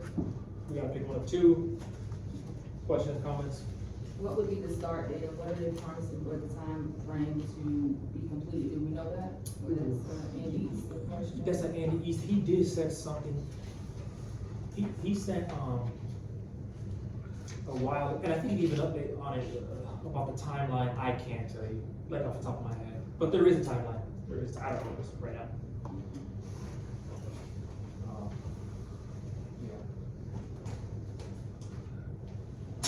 So, but anyway, as far as with the CDBG grant and rebuilding those homes, we got Florida Homes Incorporated, they're about $10,000 cheaper per house, 3 houses, and they're certified roofing and construction. They're recommended by the grant administrator, again, is Florida Homes Incorporated, which one does the council want to? I make a motion that we proceed with Florida Homes Incorporated for the amount of the bid of $159,721 for the CDBG grant. Per house, is there a second? All right, all in favor say aye. Aye. All opposed say nay. All right, moving forward with Florida Homes Incorporated, we will, notify Andy and then let them know. Yes, and I'll get mine. Okay, now I gotta shift over to this one. Truck, we did truck. Uland. So I think me and, Councilmember Terry had issues about Uland, right? So, Yes. my issue was, actually a residential complaint that I received, last Saturday, I went and set out to a property, so Uland is being done next, right? That's the street that's gonna be. Yes, That we would plan for Scott. that's the next one, it's been approved. Right, so, the issues on that street that the residents are complaining of is that people are running that 4-way stop sign. And then since the construction of those lights here in town, the semis are taking that road as a shortcut to avoid that turn because it's causing congestion and they can't turn because of the way that I guess the sidewalks come out now. So if we're gonna be reconstructing that road, those 18-wheelers are gonna tear it up. They're not supposed to be on that road. And then, of course, there's an issue with them running the stop sign. I was sitting there in the yard and 3 people ran through the stop sign, like they just don't stop. And so speed, if we could get, I don't know, in the vendor that we're using for that, if there's some way that, if it's too late for us to get speed bumps. We can see, yeah. And I don't know what we're gonna do about the trucks that are detouring on that road. I had heard of, it's like a little through, it's between 27. It's right here. It's right there. It's right here. Yeah. It's right here. Right, Exactly, yes, exactly, I'll go point it back, right there. Yeah. So, it's the small, and yes, I had heard that before too, that the semi trucks, like Councilwoman Merrick said, instead of just taking 27 a little extra way, and it busts up the road basically. So, yeah, I agree, speed bumps, I think that's, safety too. It's not, come on. We could, I don't know how much it helped, we could put a weight limit sign on that road. Or no through trucks. Yeah, we can do it. We have one on the other end, this one out here's been torn down. Yeah, but it's Put one it of for the. 5 ton, Get it fixed. we should replace this one. And is there any way to put some bumps on this public road? Speed bumps, slow down. Yeah. Because they are flying through, I mean, I got the same calls. Yeah. If we could go ahead and add some bumps before they pave it, so they're not gonna pave it till 2026. Yeah, here, you make a note of that for the speed bumps on Euland, and then we can look into that as far as, scope of And one work. on each side of the stop sign. Scope of work, that's cool, okay. That'll keep them from getting the speed up and run through the sign. Yeah. Hopefully, it'll help. Yeah, Some and there's people there's only the one, yeah, there's only the one stop sign. Only right one behind- stop Yeah, sign, yeah, where we yeah. put one on each side. On each side, okay, Halfway, keep people from getting up so much speed. okay. Yeah, sounds good. Do we need to vote maybe, or do we wanna vote to authorize Carrie to do it, or we? To add it to the scope of. Yeah, if she's able to, yeah. So are we going to wait and to add the speed bumps? The speed bumps? We can do it either way, we can just bring it up. Myself, I and would then- like to see something down now, as much problem is being caused. Semis are more likely to quit you do. That's pretty rough in a semi, it's rough in a semi or a dump truck. Oh, so get If a you that quote, bump. get a quote and just see how much it is a week for it. Yes. Okay. And then they can redo them maybe when they redo the road. Okay. But it's gonna be over a year before we get that road. Yeah, yeah, cause it wasn't for the next cycle. That's right. Does anybody know what the average cost for that would be, or would it fall within Carrie's range or the mayor? I'm sure we could call, there's personnel for contact at DOT right in Lake City. I gotta imagine they'll have an idea what the cost would be, I mean. So the job been authorized, it's all. Yeah, if we can authorize it, I'll authorize it, we'll have to see, if it's 2,500 and under, the council's in consensus, I'll do it, if not, then we'll have to vote on it. Yeah. So we can see what the exact cost is. I'm in agreement with that. Okay, good, we'll do that. Carrie, you have that for an action item? Yes. Okay. Training of office staff. First, I just wanna add to Elon. I know with everything I already said, and I had traced it back as far as it was scheduled to be done in 2020. And it just still has not been done, but it's scheduled again now for 2026. And that's under our District 2, SCOP grant, Small Community Outreach Program grant. And you made a good point about that pedestrian thing going out. That's gonna probably be a continuous problem, especially that 18 corner. People hitting it? Big It's trucks. too narrow. Big for trucks. our big It's Pull hard cars. to all the make way that swing. out, and then the other It's hard for them to make that pedestrian swing. lane That doesn't wide back turn. up. That's right. Oh, Since they put that there, so the trucks are just going straight. Yeah, right. The ones that's going this way, Yes, okay. they're just coming straight across, turning, most of them even across City Trail. Yeah, so that'll only make it worse, okay. Okay. with the training, I just wanted to follow up that we had approved of 2 different organizations for the office staff to be involved in, to reach out, and that kind of also goes back to the charter of what the mayor's duties are versus the staff duties, the office staff's duties, and that the council had extended to the mayor authorization to train y'all, and hopefully you've been here long enough now, and have these 2 and 3 even, the Clerks Association, Managers Association, and Florida League of Cities as training avenues for you to do, so that we can revoke you from doing that, so that won't interfere with your roles with the chamber, not the chamber, the charter. Yeah. Does any of that make sense? Yeah, it makes sense. I mean, as far as I'm concerned, I'm gonna keep coming in here and whatever in my authority or discretion, just to assist them with, or give them advice, or recommend to them that what they ultimately decide, I'm not gonna leave them hanging and hang them off the dry, so I mean, And I I'm coming didn't with them. suggest that at all. No, okay, I just want to make that clear. I guess what specifically, I'm not sure, To make sure they're utilizing the Clerks Association, okay. the Managers Association, the clerk offers you an individual mentor, and the Florida League of Cities. I think what she's saying is, the charter defines your powers, and it defines the clerk's powers, and so they kind of gave you.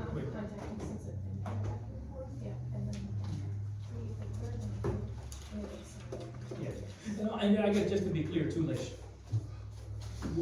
whatever administrative help or information she can get from another, like, municipal administrator, that's where she'll go with that. So, I mean. But what I'm saying is, I think that she is saying that they authorize you to be the clerk in the crisis and train them, and so now we're out of that crisis, so she's saying that you no longer need to be the clerk. Right, and I'm not. Right. Yeah, and I'm not. If anyone thought I was, I'm not. Carrie's actually, Carrie and Kelly, in my opinion, are doing a fantastic job with, especially with this audit that they had to pick up on all of that. Was a nightmare, but yeah, as far as the workload of it. I agree. Okay. All right, council member comments. No, you're citizen. Oh, I'm sorry. Citizen comments, if anybody has anything they'd like to say. Is anyone open? All right. Council member comments, we got 3. First one, meeting notices. I think, Carrie put that on there because, about a month ago, I sent her an email and I said, I like how you put the meeting, our council meetings on the homepage where it pops up when you go to the homepage. The broadcasting. Yeah, that big white page that comes up and it says, council meeting. And so I just said I like it because she'd done that prior. And then she came back and said that she had been told that was only for emergency use or something. Oil, water, Yeah. stuff like that, that is like immediate emergency. Right. So I said, oh, they've used that just to, bring things to people's attention before, the red banner at the top, sometimes there's a red banner and it'll say boil water lit. And so I said, well, I said, who told you that was just for, emergency messages or whatever? And she said staff, so I don't know if that came from you. Yeah, that came from the previous staff. That's how they gave me some basic, they kind of showed me some stuff on the website. And that's how they had mainly previously been used, because They put it up there big, cause that's what, I know Carrie's had been there. But let me finish that. Okay, So, sorry. yeah, that's how they have been using it, because there is a specific spot in the website when you go in there and you create meetings and it shows like upcoming events.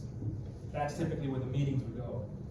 If there was something else to like notify the town, it's like a grab your attention, like, hey, bam, flash. But, if they post a meeting 2 weeks in advance, every single time someone visits the website, they get that, they gotta exit out of it. Whatever, I think we should leave it up to the clerk's discretion. For the charter, that's her duty, but anyway, yeah. She asked me, she said, hey, how has this been used in the past? And then I say, in the past, this is how it's been used. And that might go back to what Ms. Terry was saying, that,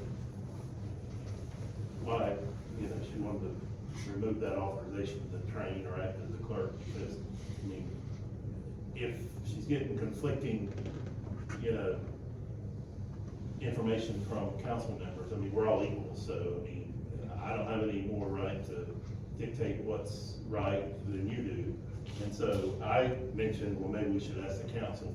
I personally don't see a problem with bringing it to people's attention, because, I mean, we usually only have a few people in here, but, it's not a big deal, but I agree. I would take it a step further and say, I think that's precisely the reason we should leave it up to the clerk's discretion to carry out her duties that she's assigned per the charters, so that she feels comfortable telling the council members, hey, thanks for your input. Why are we kind of talking about how we put meeting notices on the website when it's kind of always been done this way? I agree with you. I don't even think we should even be bringing it up to the clerk personally, if you ask me. I agree with that. when I looked at the charter, it just says that she will post them. I mean, she gets guidance and direction from the council, so. Right, and yeah, and we can tell her how to do her job and micromanage her. That's, or we can empower her and allow her to post it however. I don't wanna tit for tat and argue about a banner on the website. I don't, again, this is one of those things where not even sure who's made it onto the agenda, but if there's a motion to be made, I don't think there is, it's a council member comment. Is there, I mean, what do we want to proceed here? What do we? I'd like to see it on a banner. When I was first appointed, it was on a banner, and it's the pop-up screen, the big screen.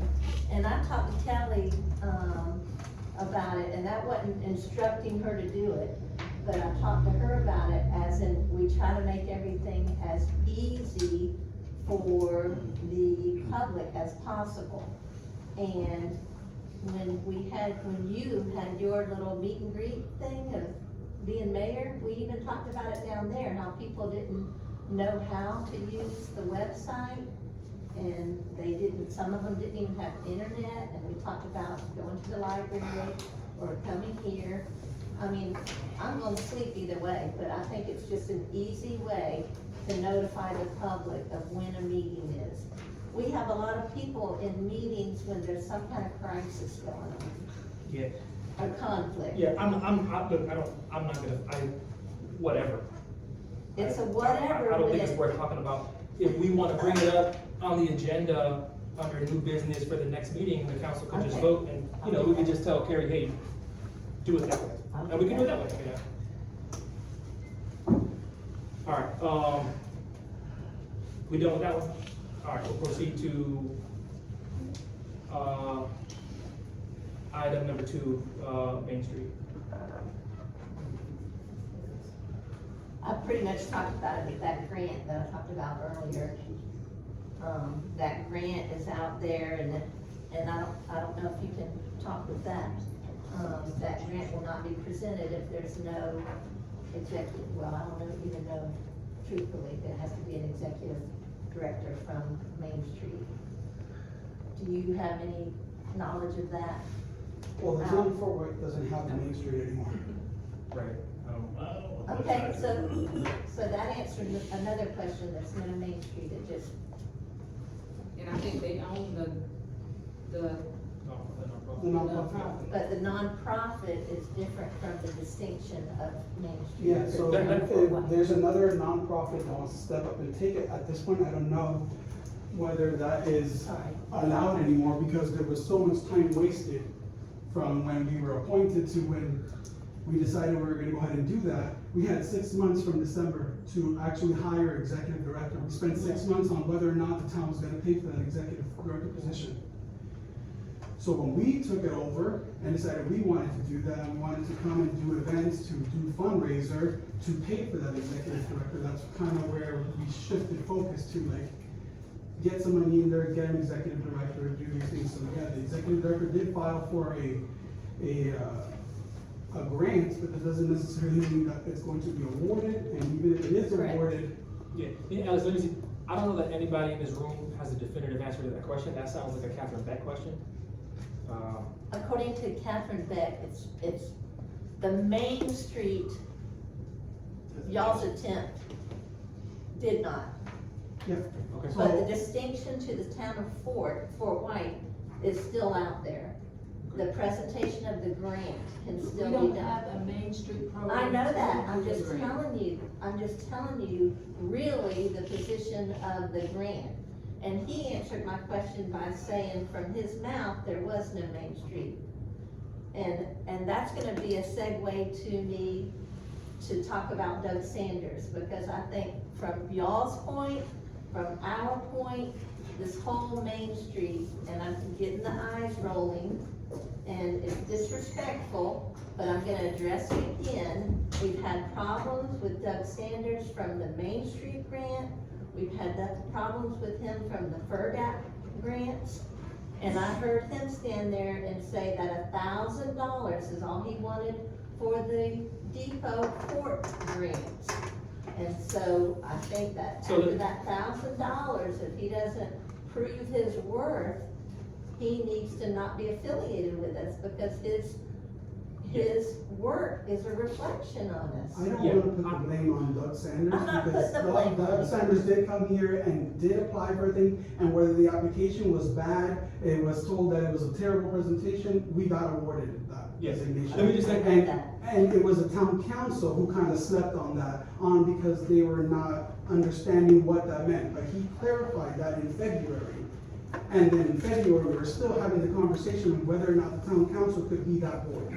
Yeah, so let me say, yeah, this item here is about Main Street. As far as which grant administrator or servicer that we want to use moving forward, yeah, we obviously absolutely have the discretion on who we want to pick.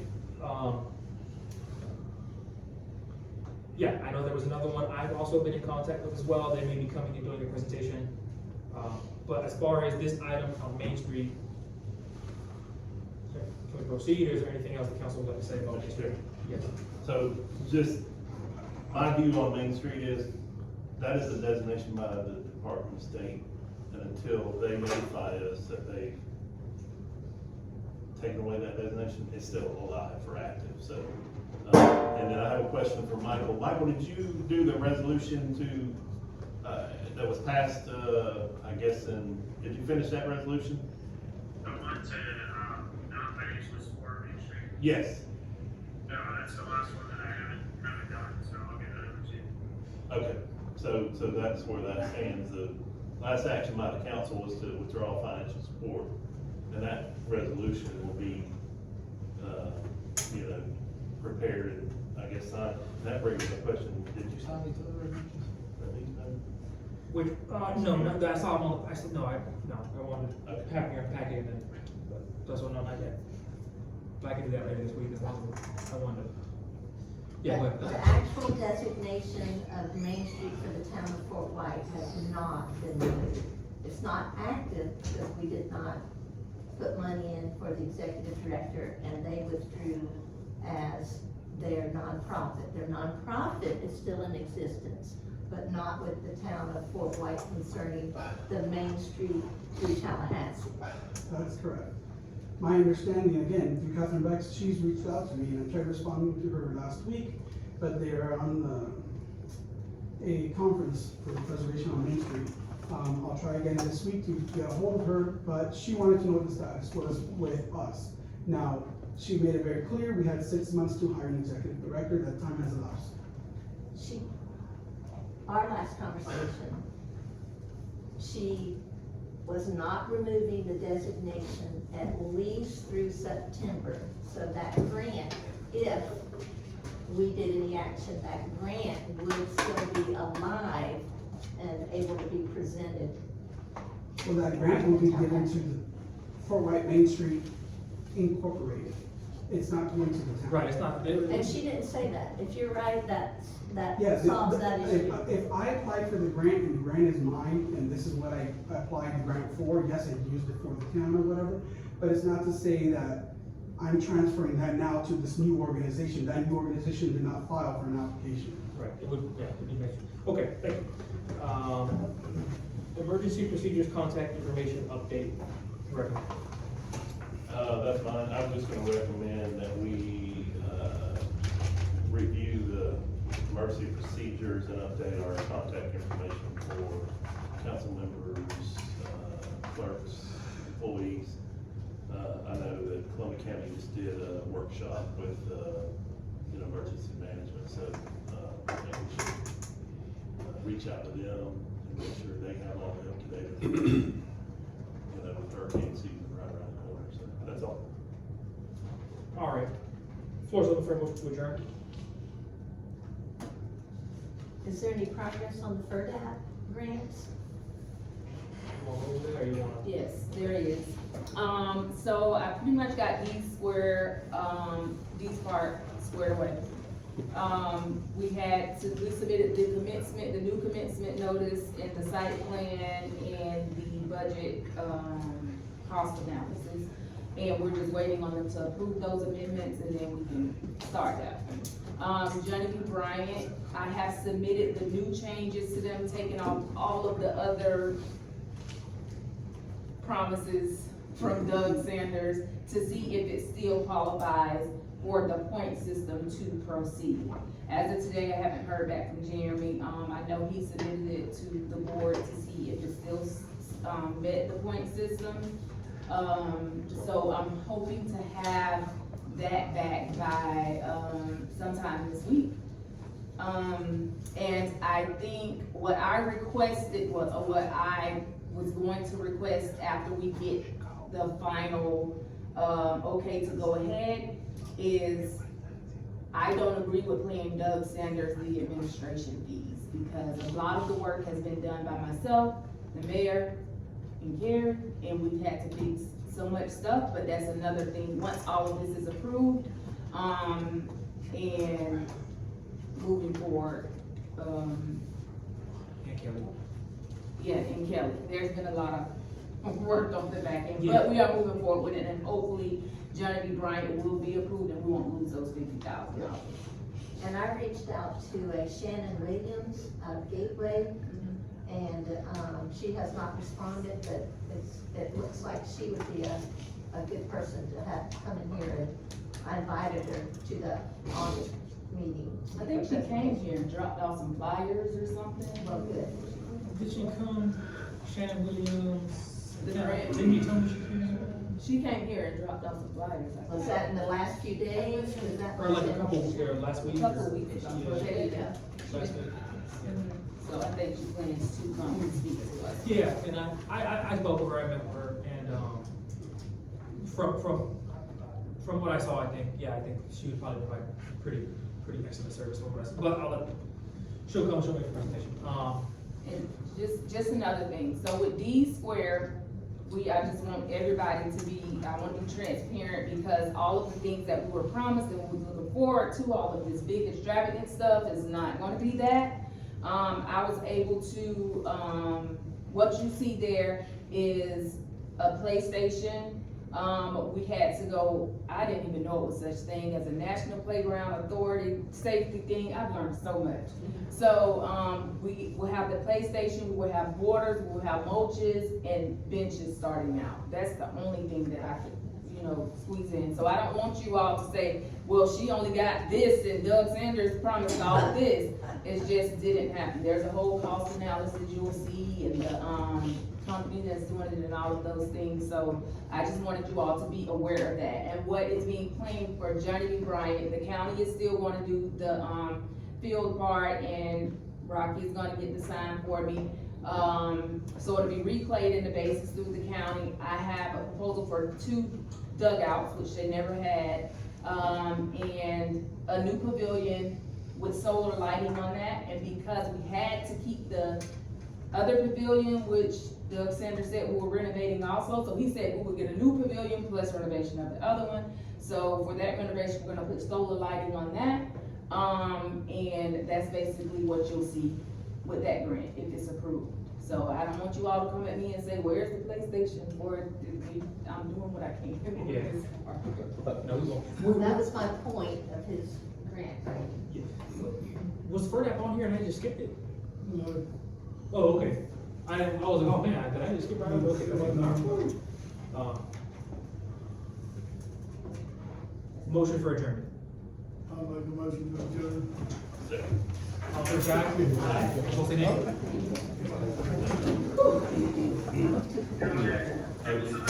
After you're like, Same here. Thank you.